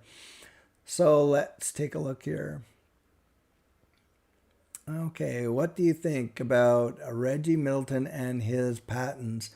You know what? I'm going to have to look into that, Sharky, as well, because I don't know all about the patents. Now, with the XRP ledger, interestingly enough, Ryan Fugger out of Vancouver, British Columbia, came up with the whole concept of Ripple Pay in 2004, and he was kind of using that. And interestingly enough, David Schwartz, Arthur Brito, Jed McCaleb, they went up there, they bought that technology from him. Of course, they built on it, you know, but there's the building blocks were starting out at that. It's kind of like when Microsoft went and bought QDOS, you know, back in the day for 50 grand. And that just literally stood for quick and dirty operating system, and then turned it into, you know, the foundation layer, you know, for building Windows on, when Windows was just kind of like an application on DOS. And then of course incorporated the whole thing, you know, so they actually built on the top of someone else's idea, and obviously improved it amazingly. So now I've been seeing, like, you know, different people like say where they're from, but just to kind of take a poll, how many people out there are from Europe? And how many guys, now the guys from Australia, boy, I give you some kudos to be up in the AMs to be on this thing. That's really fantastic. And, I have gotten a lot of support out of the folks out in London and South America as well. There's someone that usually is on the channel, Martin, such a great supporter from down there. Got folks from the Middle East and Lebanon and Saudi Arabia and on and on. Just shows you how great a community, we have in this crypto space. Now, having said that, I'll say this.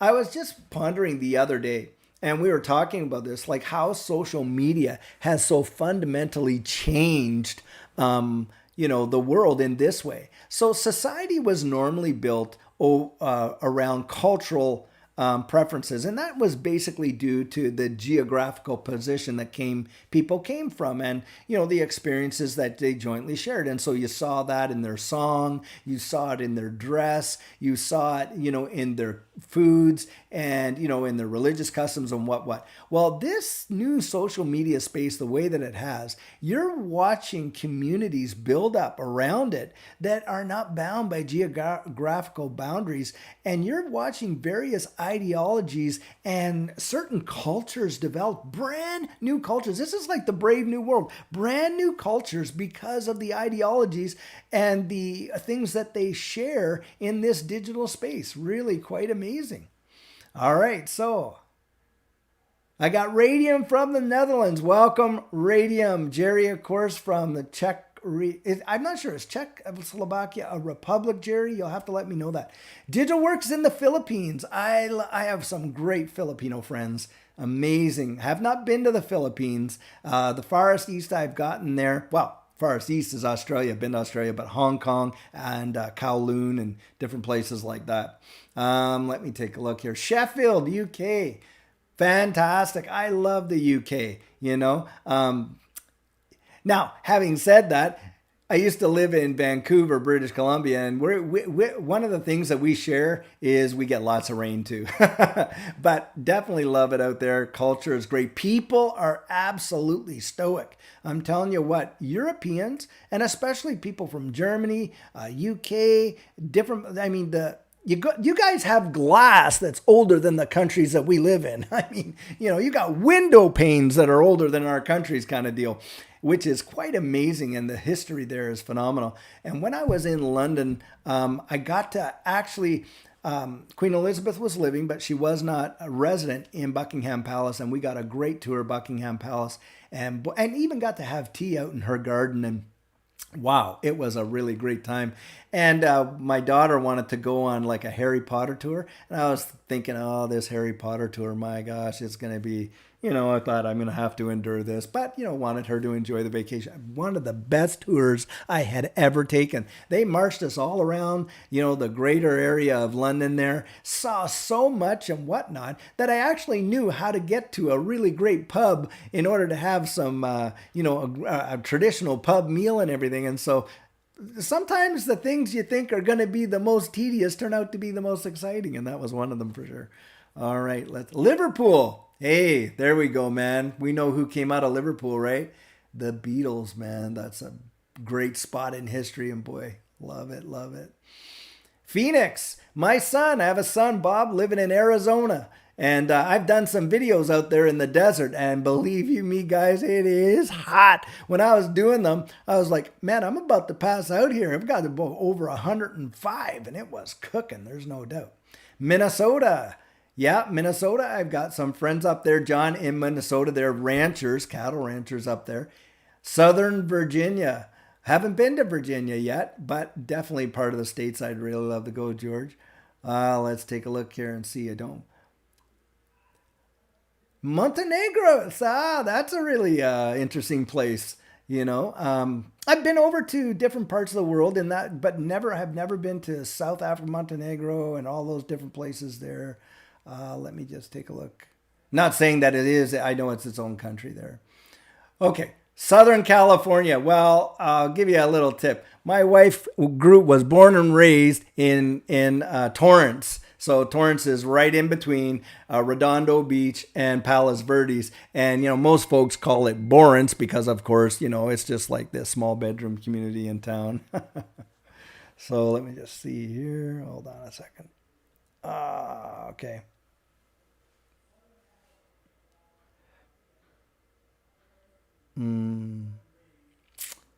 Patrick, I saw something come up here that you lost somebody close to you this week. And it's, of course, devastated your family. Well, let me just say, I know it's very tough when we do lose somebody. And, I have lost somebody and I've lost a few people really close to me. I remember when my dad died and I had such a great relationship with my dad. And, I just wept. I was in my 40s and, and I just grieved it, obviously. And then I had such a great peace in my heart. One of the things that kind of helped me with that is I'd be driving along or this or that, and I'd be thinking of my dad, and I'd literally just start talking to him as if he was right there and say, Dad, I really appreciate you for that, and I really enjoyed it when we did thus and such, and just kind of communicated that out loud, and it just gave me that ability to kind of release things. Not that I didn't tell my dad that I loved him while he was here, but it just kind of helps a little bit like that. And also this, look, I believe that this is our beginning, but for me, it's not my end. And I believe that, you and we're created on purpose for a purpose. And it is an exciting journey to be sure, but it's our journey. It's not our destination here. And to me, I take a great level of comfort and solace in that. And I remember that, the God who made me loved me enough that he was willing to give himself for me. Now, that's what I believe. And I truly find hope in that. And I think that's where we kind of measure grief with hope. Because whenever there's loss, hey, it's a real deal. And we feel it. And, it's kind of like we feel because that piece of us, it's just not there in the capacity that it once was. But doesn't mean that deposit in our life doesn't still resonate with a part of who we are. We've written ourselves onto one another's lives. Even the interaction that I'm having here with you guys right now, these moments, look, they're little notes, hand notes that are written, on the sides of the pages of our lives. And there's a proverb, and I really, really get a lot out of this proverb, and it says, "Many are the plans of a man's heart, but it's the Lord's purpose that prevails." And to know that you have been planned. And, in my mind, gives me a lot of great comfort. Now, I know not everybody subscribes to this thought or belief, and that's okay. I accept that wholeheartedly. I've learned this in life. If I can talk you into something, someone else can talk you out of something. That's why it's important. Hey, look, now, is the coffee that I'm drinking right now, is it sweet or is it bitter? Well, you don't really know unless you taste it, right? Well, and I've read somewhere where it says, taste and see that God is good. And that's where I think, hey, a person goes out there and they kind of, say, okay, God, if you're really there, and if God shows up, well, then I guess you have something to deal with. But that's kind of how I deal with it, and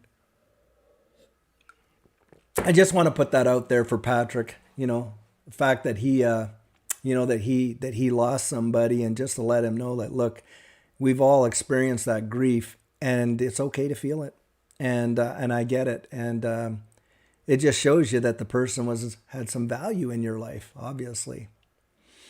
Hey, Joe, there's lots of room here in Texas, lots of room. And by the way, you could probably buy two houses for one that you sell in California. At least that's used to be how it was.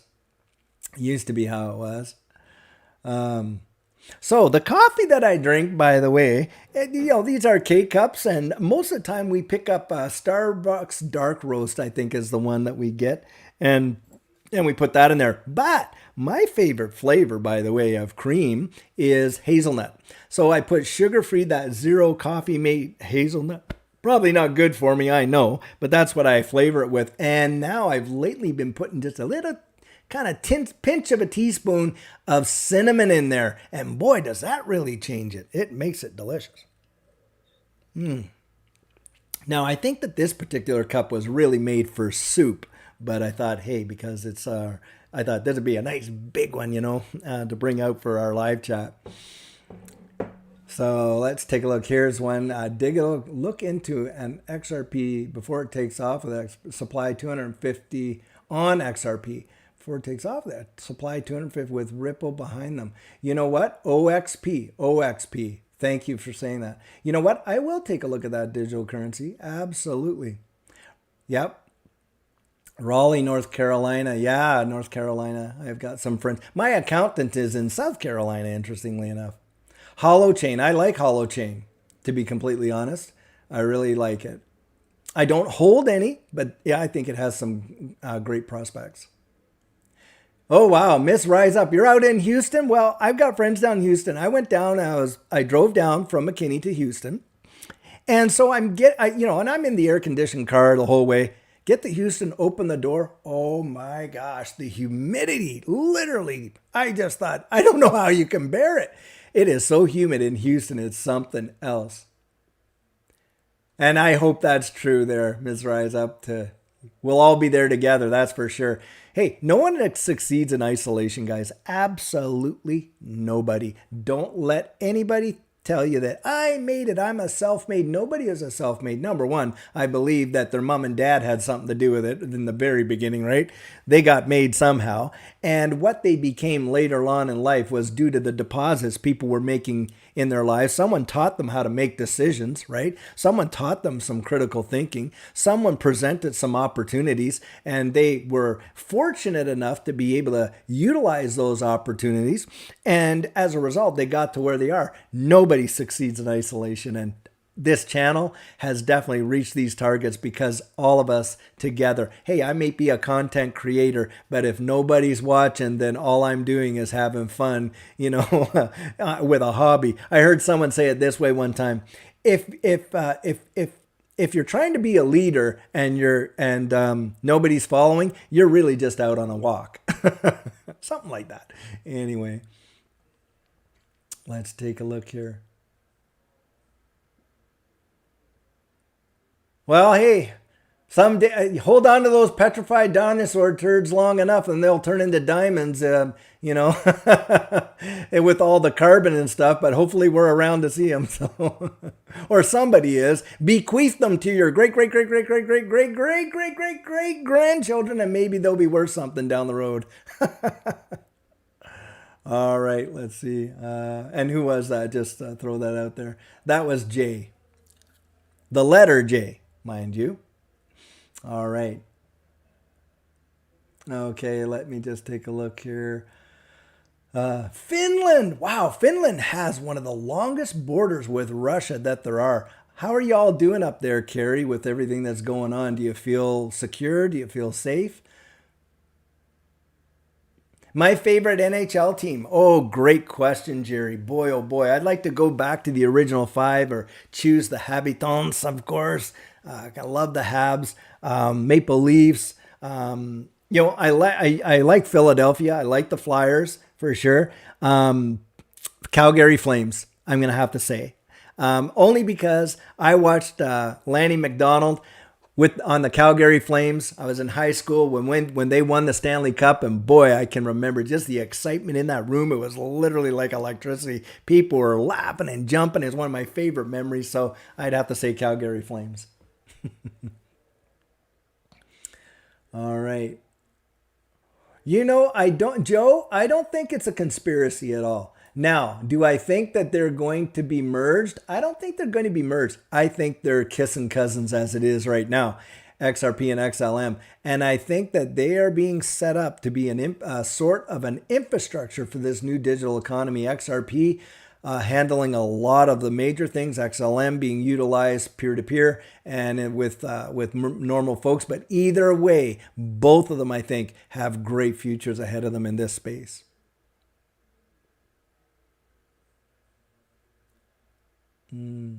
All right, Nathan. Binance said it was out of their hands. I've got a message into decent. Address was correct. Network was VChain. Should have been BEP20 or back. Let's pray, Nathan. I know some folks that have made bad excuse me, guys. I know some folks that have made bad transfers and they were able to get it back. Now, that's usually been because they didn't put the memo in. It wasn't due to the network they sent them out on. And because they didn't have the memo, they were able to track it down. And because of the sum, now there was a cost involved. I think they had to pay a fee to the exchange to kind of get it back, but it was worth it to them, whatever, because it took some work on the exchange's behalf to get it back to them. And I think most of these major exchange and Binance being biggest in the world, they're not out there to rip you off. Well, at least not overtly like that. I mean, there's fee structures in there that seem kind of cheesy, but but having that it was not on the right network, I really don't know. That would be something interesting to see. Um, Messi, it could be the messages, but remember, a lot of these networks are going to be working on. Look, FedNow next year is going to be using Kytherium for FedNow system, so they will be using some level of blockchain, I believe. Okay. I don't, Mr. Equity, have a Google Sheet for crypto, by the way. Ah, okay, Denver. Yeah, Denver's a. My wife always gets sick when we fly and have to transfer out of Denver. So unfortunately, I think it's due to the altitude, just where Denver is, and it just kind of makes her feel a bit nauseous. And so we avoid Denver, but not because of the hockey team. That's for sure. Okay, yeah. Well, it's kind of like this. You have to remember who, like the military leadership, I suppose, Kerry, could be doubted. But, I think you're gonna, the fact that you've got a good military is gonna be great. And you have to remember, for all of us, our militaries are usually made up of our sons and daughters and they have moms and dads at home, right? And so I can trust the military to kind of like cover our backs to a great degree.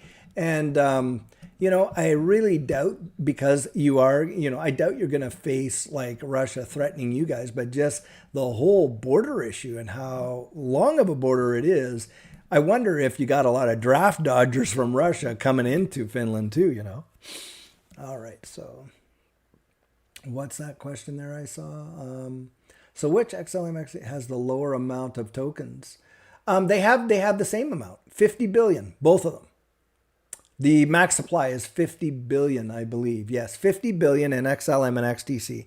Now that is the total market cap. Circulating supply, yeah, there's a difference there.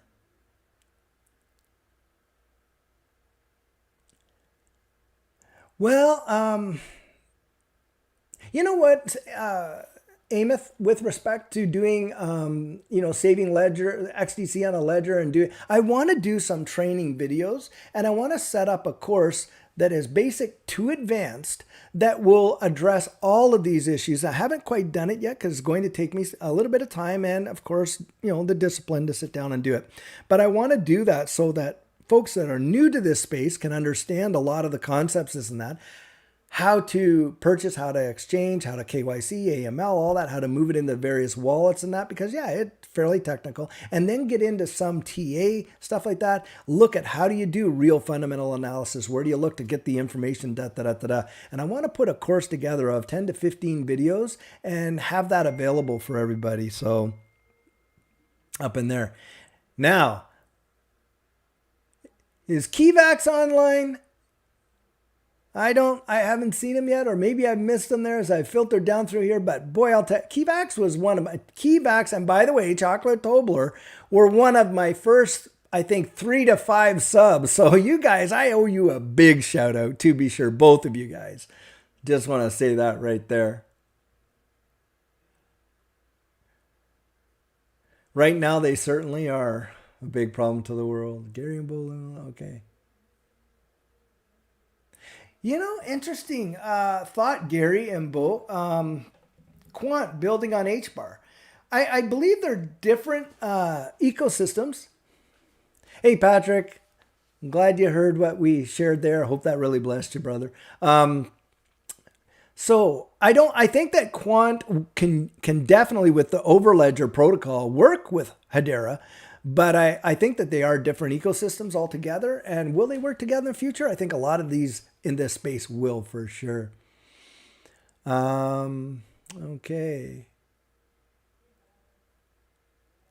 You know what? Okay, I want to address that. Gerald has a question here. Gerald Vesely says, what are you doing to prepare for the late month eclipse and subsequent market crash? Now, having said that, guys, we have always been quote unquote preppers, my wife and I. Now, we're not doomsday preppers in the sense like, we're like, building an underground bunker or anything like that. But I believe it is almost incumbent on, with the volatility and the instability that's in the world today, it's just wisdom to go out there and have a few extra supplies on hand, whether that's candles, flashlights, batteries, food, water, whatever. It just makes common sense. And when you look at it from an economical point of view, in most countries, we have to go out there and we have to pay for car insurance. Now, we hope we never have to use that car insurance and have an accident, obviously, right? But we've all got it. Now, some of us are forced to get it vis-a-vis legislation. But the reality is it makes common sense. Well, why on earth would you not want to have things set aside and prepare yourself for some of these things? Now, having said that, yes, of course, we have preps available for ourselves and for our family and stuff like that to kind of weather through, different problems that could come along. Now, it's not an indefinite supply, obviously, but I think it just makes common sense to have things in store to get yourself over the hump. We just don't know what tomorrow's going to hold, if there's a blackout or whatever. We want to just make sure that we're, protected there. So, hey, that's a great thing to throw out there. Wow, Jerry, 250,000 Russians in Kazakhstan, 100,000 in Georgia, and the rest. Wow, that is massive. Sologenic, I really like Sologenic. Quorum, I don't know a whole lot about that, but I think Solo is a really good one, and more than likely Quorum is quite good. And in fact, is Quorum different than, but I know the Sologenic token, and I do like it. Hey, I believe that's true, John. Ripple will hold a ton of XRP in the escrow, and I think we'll be surprised to find out who actually holds and owns the escrow. I think a lot of banks hold it, central banks, I'm saying.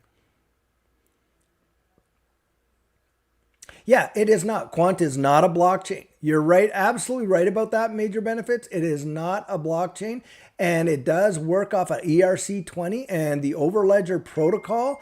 Is actually a blockchain agnostic protocol. Quant itself is, utilized as an incentive for the developers in this ecosystem, among other things. But yeah, you're right about that, 100%. And so if that's what you're talking about, it moving over to HBAR, you're right. So maybe my prior answer was just a little bit too shallow there, but for sure. In fact, the word I probably should have used is ecosystem, being that it's a different ecosystem. Yeah.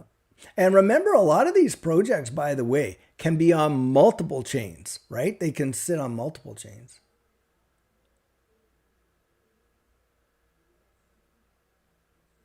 You're at ASMR. And what is a 50-pound bag of rice right today? 20, 30 bucks. 50-pound bag of rice is going to take you a long, long way. And the great thing about rice is that it can be flavored in a bazillion different ways and still be just as good.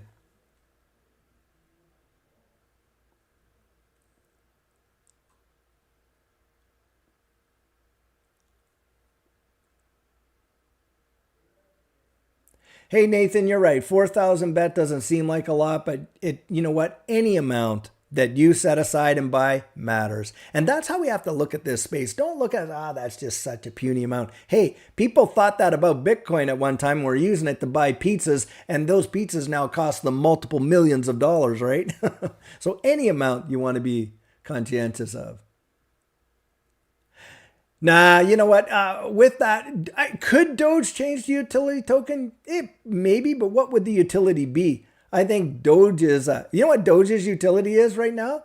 It's kind of like the canary in the mine shaft, right? Doge is kind of like a tell. If Doge starts to take off, and it's been proven in past that Doge starts taking off, it's kind of a tell of where the rest of the market might go, because sentiment flows into Doge like water, flows out of a faucet, it seems, And you're right. It did start off as a joke. That's right. Chocolate Tobler. Quant is rare, Antoninus. 14.5 million ever. And all of them are, practically all of them, are out there in the ecosystem right now. And when you think about its comparison to Bitcoin, Bitcoin, what was that, 21 million? I think 3 to 4 million are permanently lost. And so what are you looking at there? About 17 million? It's still less than that. So pretty good one.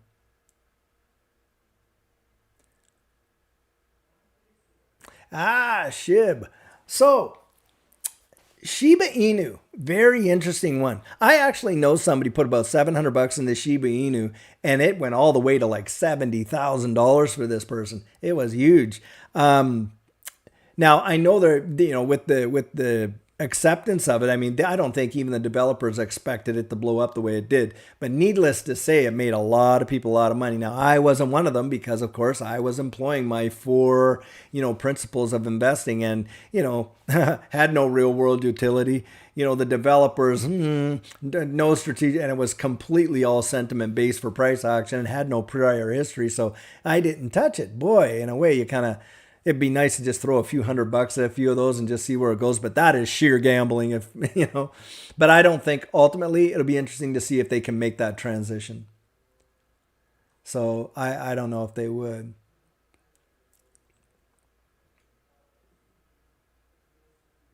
Hey, Bobby, thank you so much. It is a lovely home. It's a beautiful home. And, I'd love to be able to take you guys out and give you a whole walkthrough on this space or whatever. But, Judy and I, kind of like, we're open books, but there's some chapters that got to be for us. But thank you. That is really kind. It is a lovely. My wife, you know, I don't care. She was to paint the walls with black and white polka dots. I'd let her, kind of thing. Because to me, I'm. It's not so much how it looks like where I live. I'm just glad I get to live with her. That's kind of how I look at it.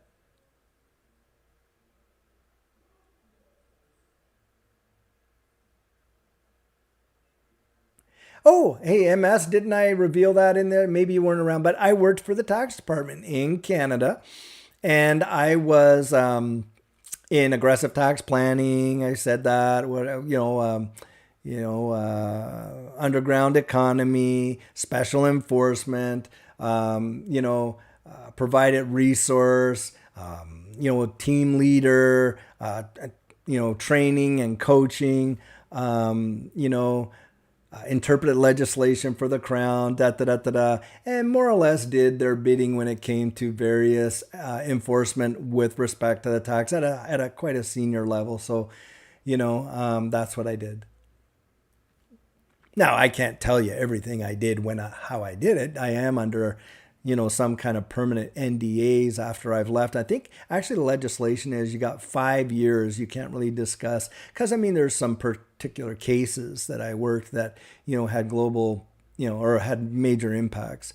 And of course, I can't, go into detail on those, but I can tell you what I did do.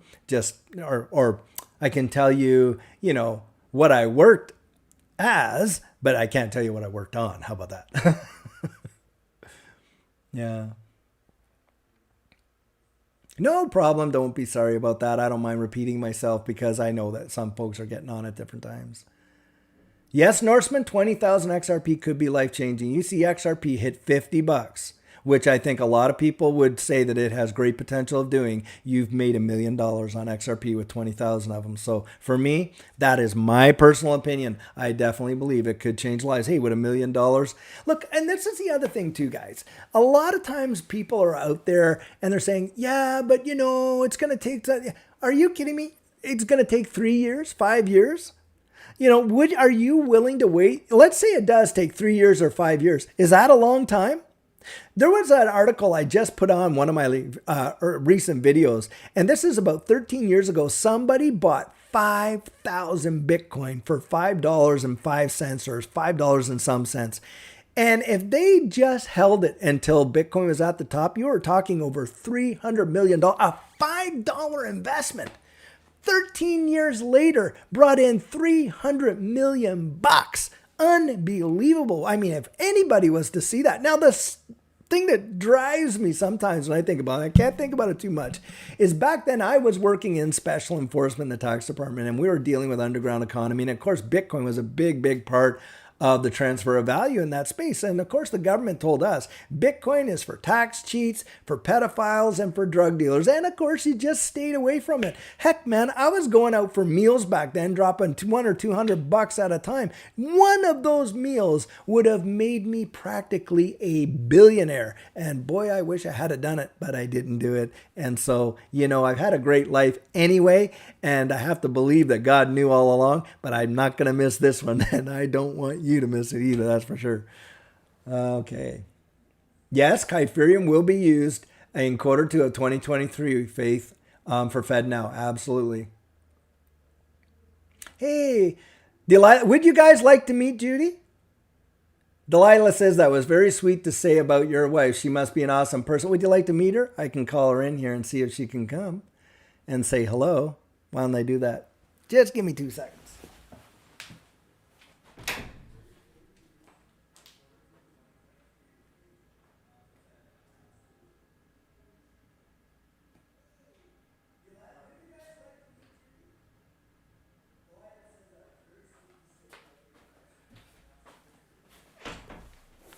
All right, I've asked my missus to just come and say hi, and you'll get to meet her. Yeah, she is truly the love of my life, to be sure. Great woman, and is responsible for a lot of chips that have been chiseled out of my shoulders and making me the guy that I am, no doubt about it. It's amazing. God will use your spouse to get you where you thought you would never go or want to go sometimes, but he knows where you need to go, and here she comes.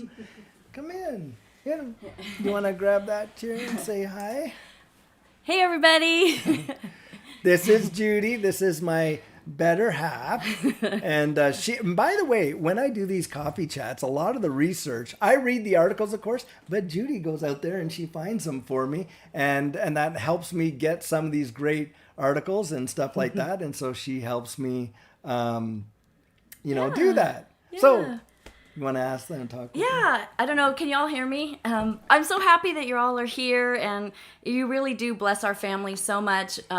We wake up every morning, first thing in the morning, and we look to see, we thank God for the day. We thank God for all of you that are supporting us. And then we whip open our phones and we look to see, what are the comments? How many people were viewing? So it really means a lot to us. We really care what you think. And David reads every single message, yes, and he answers, I believe, every single one. Practically all of them, yeah. He gets up early and comes to bed real late, but we're real happy to do it. And you guys really are our family. You're our crypto family. Like many of you, we don't have a lot of people to share crypto with. Some of our family members believe in it. Some of them don't. Some of them don't care. Some of them do care. But it's really nice to have a family like you guys that we can just share our hearts, share what's happening, and be able to really get the information out there, because we want to take you guys with us. We look at you Absolutely. as family, and shout out to all of our beginner ones that have been with us for so long. So there's folks here from Prague, and I was letting you yay! had been to Prague. I had. It's one of the most beautiful cities. I think that in Hungary, Budapest, like gorgeous, hands down. So yeah, it was really lovely. We love to travel, and maybe sometime we can start traveling around the country, and if we go into different countries, we can, let y'all know, and you can meet with us somewhere or whatever. I saw that would be great. A few people were saying, "Hey, I'll come to Texas, and we can do a we coffee." can do a meetup for sure. So we can maybe do that. If right now we'll have to start local, but if you guys are in Texas, email David and let him know, and maybe we can make an appointment with you guys and have a coffee together. Yeah, thank you. Okay. Okay. Bye, you guys. I'm going to lunch with a girlfriend. So have fun. Enjoy. Thanks. Okay. Thank you. Oh, you good there? Yeah. Okay. It's just Perfect. heavy. Oh. Yeah, and so that's my missus, and she's a great support, always has been. And Judy and I, like I said, we've got 6 kids, and they're all great kids. Proud of all of them. They're all doing well. And, like a parent, you want your kids always to do way better than you ever did, and so that's what we're doing. And guys, like Judy was sharing there, the whole reason and rationale for us starting this channel is we experienced some big life changes through cryptocurrency. And it almost is kind of like, when you find this, you've got a whole city that's starving and you just happen to be out on a hike and find this whole cache of food. Well, it'd be pretty greedy of you to just kind of like just keep that private to yourself and let your neighbors starve. Well, that's kind of how we look at this. Now, not everybody is going to believe what we're sharing, but the motivation that we have to share it is so that you be greatly blessed, because I genuinely believe that what we are going to see is such a fantastic transformation in the way things are going to change. And look, it is probably one of the biggest opportunities in the history of mankind. I'm not saying that lightly. I genuinely believe that. And, it's possible for us to make some bad calls. Absolutely, for sure. But I think, there's enough out there, knowledge out there that, we can kind of hedge our bets. And that's what investment and risk always is. And these are our opinions, but we want to get it out there so that we can really see other folks prosper as well, Oh, what's Judy's favorite token? She loves XR. Heck, that's one of the big reasons. She would never let me sell any of them anyway. Like Judy's like, she's as tough as now. She won't. She's kind of like, I'm holding out till it's four figures, kind of deal. Hey, Emmanuel, I think it'll happen. I think it could happen. Don't limit the size of your dream. Some of these cryptos, can you imagine? Like I said, $5 investment 13 years ago netted some. You could have netted somebody, $300 million, $5, like literally 13 years ago, a coffee.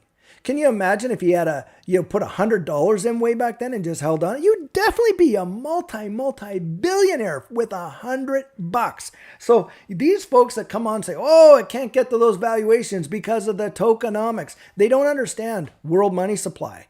They don't understand that most of this market is going to be moved by sentiment. And when utility comes in, it is going to be mind-boggling. You're talking about, you think the internet boom, it is on absolute steroids. It is going to change fundamentally everything. And it's going to cause a societal change. I mean, it is...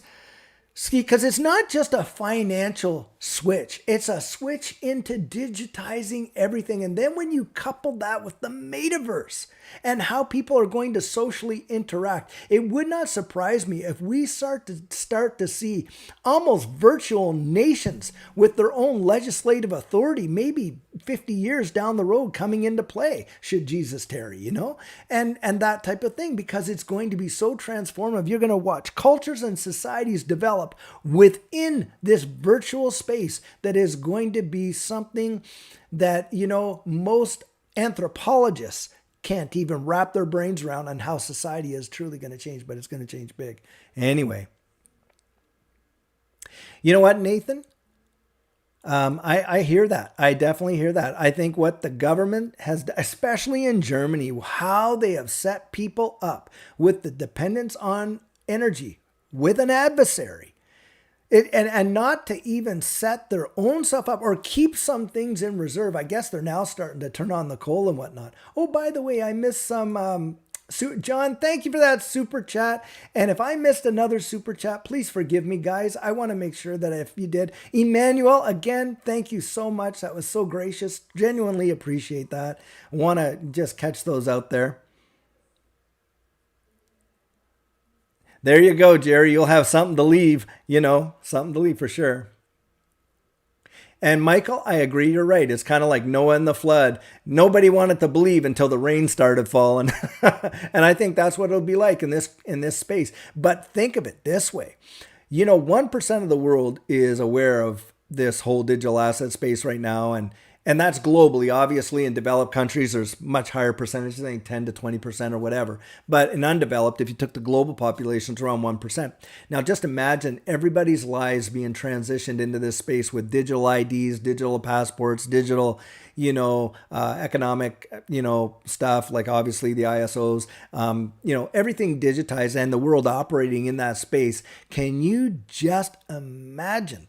The adoption, it is going to happen so fast that, even just a 10 or 20% move, like in that tokenomics one, when I think, just ask yourself, if one of these squares is worth $100 billion on that world money chart, just imagine a few of them just going into that cryptocurrency thing. And do you think a 10x is possible? 1,000x? How about a 10,000x? It is so possible that it is truly mind-blowing, and we're going to see some massive appreciation. I love Algorand. I think Algorand, Carl, is a really big one. Not so sure about Matic there. And not that I don't think Polygon is good, but I think that you're going to see some other bridging mechanisms that are going to be really quite amazing. But it's good for, it's still definitely a good one, for sure.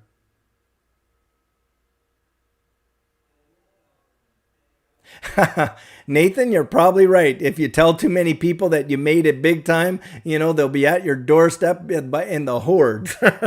So, hey, that's another thing too, guys. Be very conscientious about, like, it's always, we want to celebrate those gains, but be careful how you do it. Because there are nefarious people out there. And look, we haven't insulated ourselves, right? We're not in a position where, we can watch over every child and grandchild and this and that. And unfortunately, there have been people in the past, very, very famous people that have had, some serious tragedies take place because somebody wanted to take advantage of them and hurt them because of, what they achieved in their lives. So be very, very vigilant that. That's why I love being in Texas. Now I'm a sweet guy. I wouldn't want to see hurt a fly, but I'll tell you what, if someone's going to hurt my family and break into my house or whatever, then I would do whatever I had to do in order to ensure that they're safe. And I just think that's wise. I don't, that is not a moral issue for me, because I think it's actually immoral to not do what you need to do to protect those you love. I think that is an expression of your love. And look, it's not about not caring about your neighbor, but look, when the violent, there's a scripture, I think it goes, the kingdom of heaven suffers violence and the violent take it by force, meaning, there's a time for everything. There's a time for war and there is a time for peace. Remember, turn to everything. Turn. Well, there is, and that comes out of Ecclesiastes, I think chapter 3. But the reality is this, there is a time to, be at peace, but there's a time when you may be called upon to stand up and fight. And for me, in Texas, they guarantee our right here to bear arms and to use them in the protection of our homes and families, our property and our family. And as harsh as that may sound, and it's not to be unkind or unloving to my fellow man, but I have a duty to make sure that my home, my children, and my wife and my family are safe, Now, am I going to blow someone away because he, decided he wanted to take the bicycle that was laying out front? Probably not. But someone comes into my home to hurt my family, it's a different story anyway. I think you get it, So let's see here.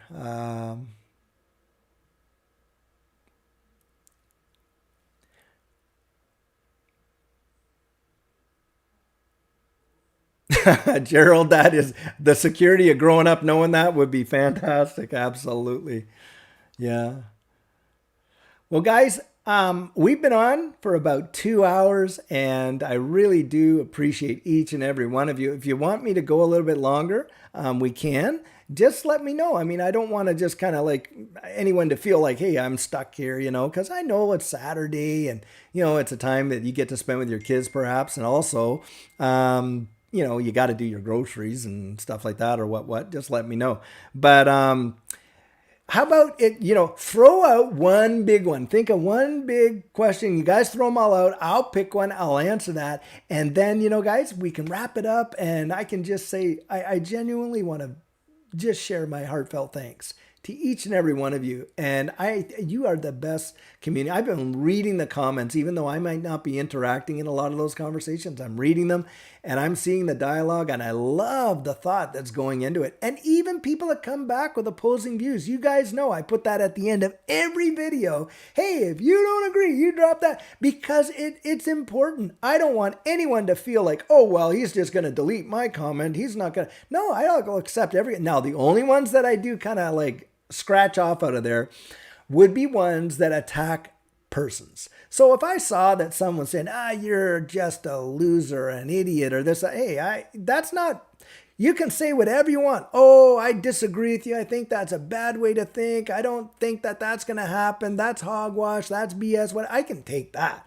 But you know, when you start attacking an individual, and not just my character, that's the only thing that I would kind of delete those out of there, because there's no reason really to tear someone apart in order to get your point across. You can be as passionate as you want to be, use whatever flowery language you like. That's not going to bother me. But stick on the issue, stick on the topic.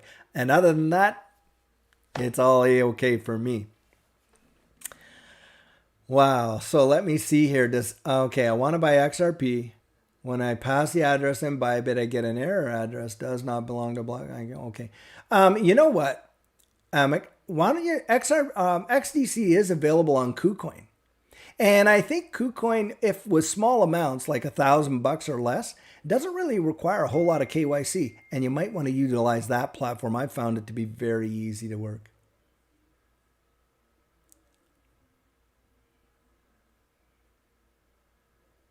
You know, Steve, I'm not really familiar with Ajax Singularly. I would have to take a look at that.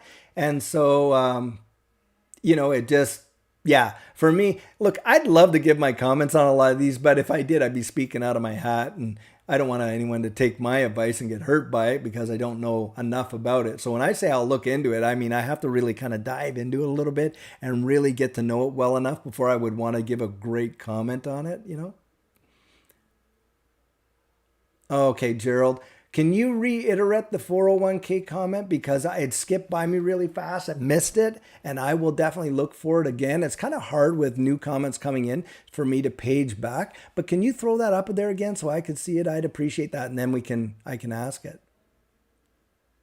Hey, Mr. Bone Dangles. Oh, nice little play on that. That's pretty good. I really appreciate that. I hope it does too.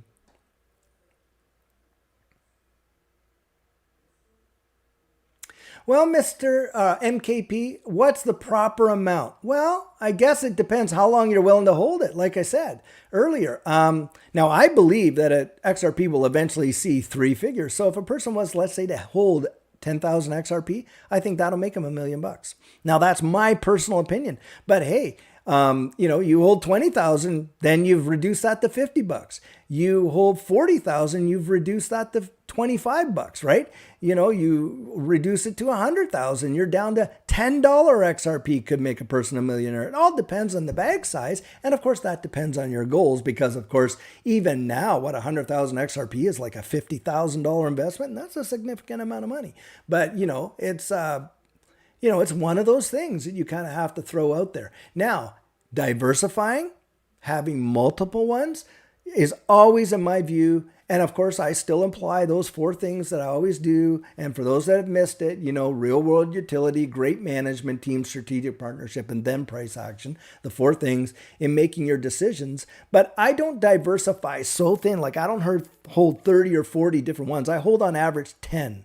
Now, I do have some that 12 or so, but some of those were just given to me as airdrops, right? So for those, you know, but the ones I do, I concentrate on those, because you can get so diversified that, yeah, you're seeing some gains, but not significantly, because, you know, your spread's so thin, you can barely taste the butter kind of thing. So you want to make sure that when you do diversify, it's not...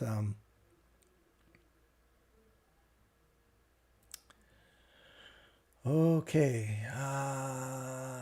Okay, hold on. Well, that might, Gerald, if that's your question on, you know, would you borrow to buy crypto to protect from market loss and death as you pay back the loan? Well, it's a form of leveraging, right? And I'm not saying, but it depends what you're putting up for security. Like, would I ever put up my house for security? No, because, you know, that's a shelter for my home and family. You know, there are lots of ways of finding spare cash. You know, one of the ways that has worked for Judy and I is having a no account. Basically, every time you say, no, we're not going out for dinner tonight, put that money aside. No, I'm not going to buy that third Starbucks today. You put that money aside. Now, you would have spent it on those things. So instead, you reinvest that. Now, there might be some things that you're not using that hold some value, and you got to ask yourself, hey, if I sold that and liquidated that, then I can put that in there without borrowing to invest. But, you know, there is a big balance when it comes to taking on debt to And I would never do it on an exchange. I would never do it on an exchange. I would not use an exchange's money to buy any kind of crypto. If I was going to do that, and I would it would really have to be quite advantageous. But some people think about that. Now, borrowing against your own security. So let's say you have a 401k. Well, there are crypto like I Trust Capital. You can put your 401k into crypto right in there. So that might be an option, and it's allowed with the government. So that is a possibility. So yeah, you can. But the thing is, like, look, Gerald, look into I Trust Capital, because I Trust Capital literally allows you to hold crypto as a 401k. And so, you're getting the best of both, and you can put it into a Roth IRA and not even have to pay on capital gains. So that's another big one.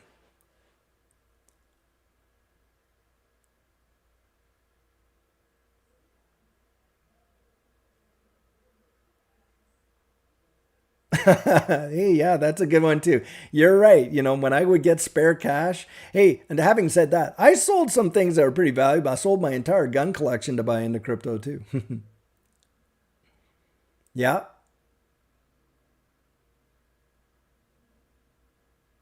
Well, it's not financial advice, Digital Works. I mean, it's just, we're hypothecating there. I'm not telling him that this is what I would do, but I am saying there are avenues available to do that. These are just my opinions, of course, but definitely there are options available to utilize a 401k. Now, as we have to say, I am not a financial advisor. That's why I say do your own research, look into it, look into I Trust Capital, and there are different ones. Just look into those and see.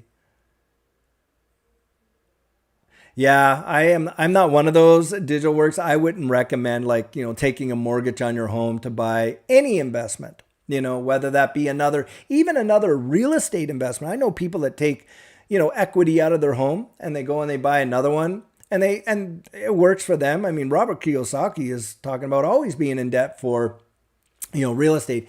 But I don't necessarily subscribe to that. That is just me. Like I said, that is not my financial plan. I would not do that. That doesn't mean you can't make money doing it. But, we could be in a game of musical chairs with the real estate market, and a person could take equity out of the home they're in, go buy another one. Real estate market could drop so low that even the equity that they used to purchase the other one, and the home that they're in now are underwater. It is scary. It happened to me in 2008. My home, literally, I owed more on it than what the thing was worth. Now, thank God I was able to offload that without any major loss.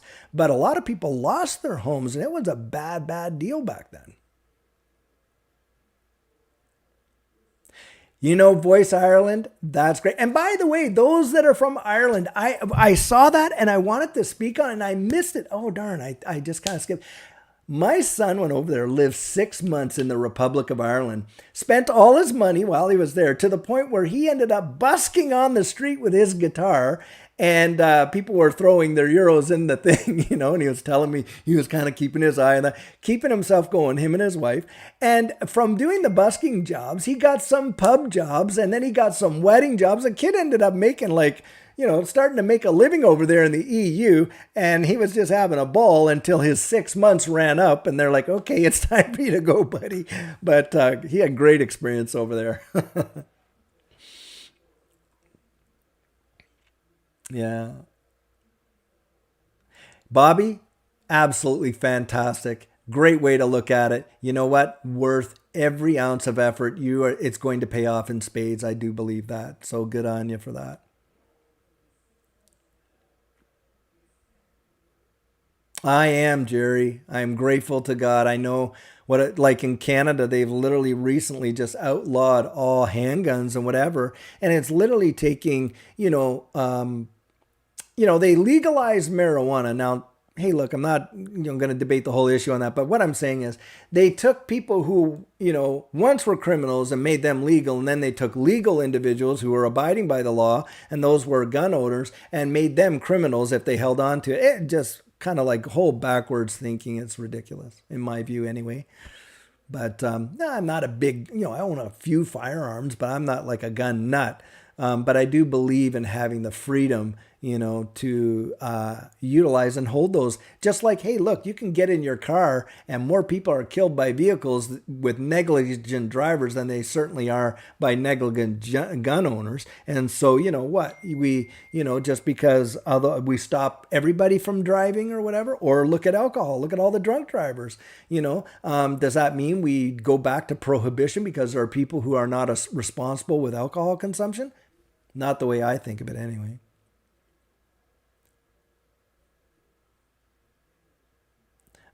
You know what, guys? I've actually met Trudeau person to person. Have all those pictures and da da da da da. And he comes off very charismatic, but boy, his policies, just mind-boggling. They don't represent the Canada that I grew up in, that's for sure. Yep. I agree, Peter. It's not the people, it's the government. Beautiful country, landscape is quite amazing. People are great. My dad was a trucker. I'll give you this. Dad worked as a trucker his whole life. He's passed now. And my mom worked at Country Style Donuts, very down-to-earth, blue-collar folks, and worked very hard their whole life. I grew up with little, but never once did I feel poor. I'll tell you that. Anyway, my father would have been one of the guys that donated to the convoy of truckers that went down to Ottawa there. Now, they go down to Ottawa. There was no big hoo-ha. No windows were smashed. No stores were looted or whatever. But needless to say, they brought in the military to round them all up. And then on top of that, went retroactively back against anybody that donated to them and froze their bank. It was a complete unconstitutional overreach to the literally came right out of the mind of Klaus Schwab, no doubt. Just crazy in my view. And Trudeau could have easily come out and at least had some dialogue. Maybe they wouldn't have, back down on their thing, or even achieved all that they wanted, but at least they would have felt respected. And that could have solved so much, but he was too proud to do it. And that speaks volume of a person. Like I said before, there's two kinds of pride. I taught my kids, there's arrogance and then there's dignity. Hey, that's good to know, Mark. Yeah, he really did well over there. Beans, bullets, XRP. I saw this, I saw two ads. And one ad was, a double barrel shotgun opened up and the shells on the inside, one read like food and the other one said gold, food and gold. And then there was this another one, they put this anti-PETA a big billboard, and it was this beautiful scene of this wildlife and deer, and it said on there, there's room for all God's creatures, right next to the mashed potatoes. I thought, oh boy, but yeah, it's interesting, that kind of thing. All right. Yes, I agree, Asian movement, there certainly are. Well, guys, I just want to say thank you for all your time. I know we've been on here for about 2.5 hours and I enjoyed it. I really enjoyed it. I hope you enjoyed it as well. And just to express my thanks, my appreciation, my gratitude, and just to let you know I'm praying that you guys will all be blessed. And as we travel on with these future videos and stuff like that, we'll have other live streams to be sure. And, to try to give the best content we can. And I look forward to all your feedback. And for those of you just that came on here, I really genuinely appreciate it. And by the way, thank you so much for those super chat donations. It really does bless me. And I'm very grateful for it, to be sure. And I just want you to know that Judy and I, as a family, we really value this community. And you are all very precious to us. So I'm going to sign off. And I just want you guys to just have a great rest of your weekend. Weekends, like I say, are for family and friends. And I feel very humbled that you would share a part of your weekend with me. That was really great. And so I will touch base with you. See you on Monday. And we'll wind it up. That doesn't mean we're not going to touch XRP going forward here. But I have some great videos coming up for next week on Hedera Hashgraph, on XLM, on XDC, on Algorand, and really just a lot of things that to share, and very excited to do it. So, oh, and by the way, I forgot to mention, or maybe I did mention early on, no, we were celebrating 5,000 subs. Guys, we hit over 6,000, almost 6,100 subs since we started last week planning for this live stream. And our goal out there is to reach 10,000. So if you'll spread the word, that'd be fantastic. And just, folks in your community, broader community that I would really appreciate that as well. And let y'all know we're all part of this success together. Truly, truly we are. And I just want to let y'all know how great and special you are to me. So thank you so very much. It was fantastic. All right. Take care, guys.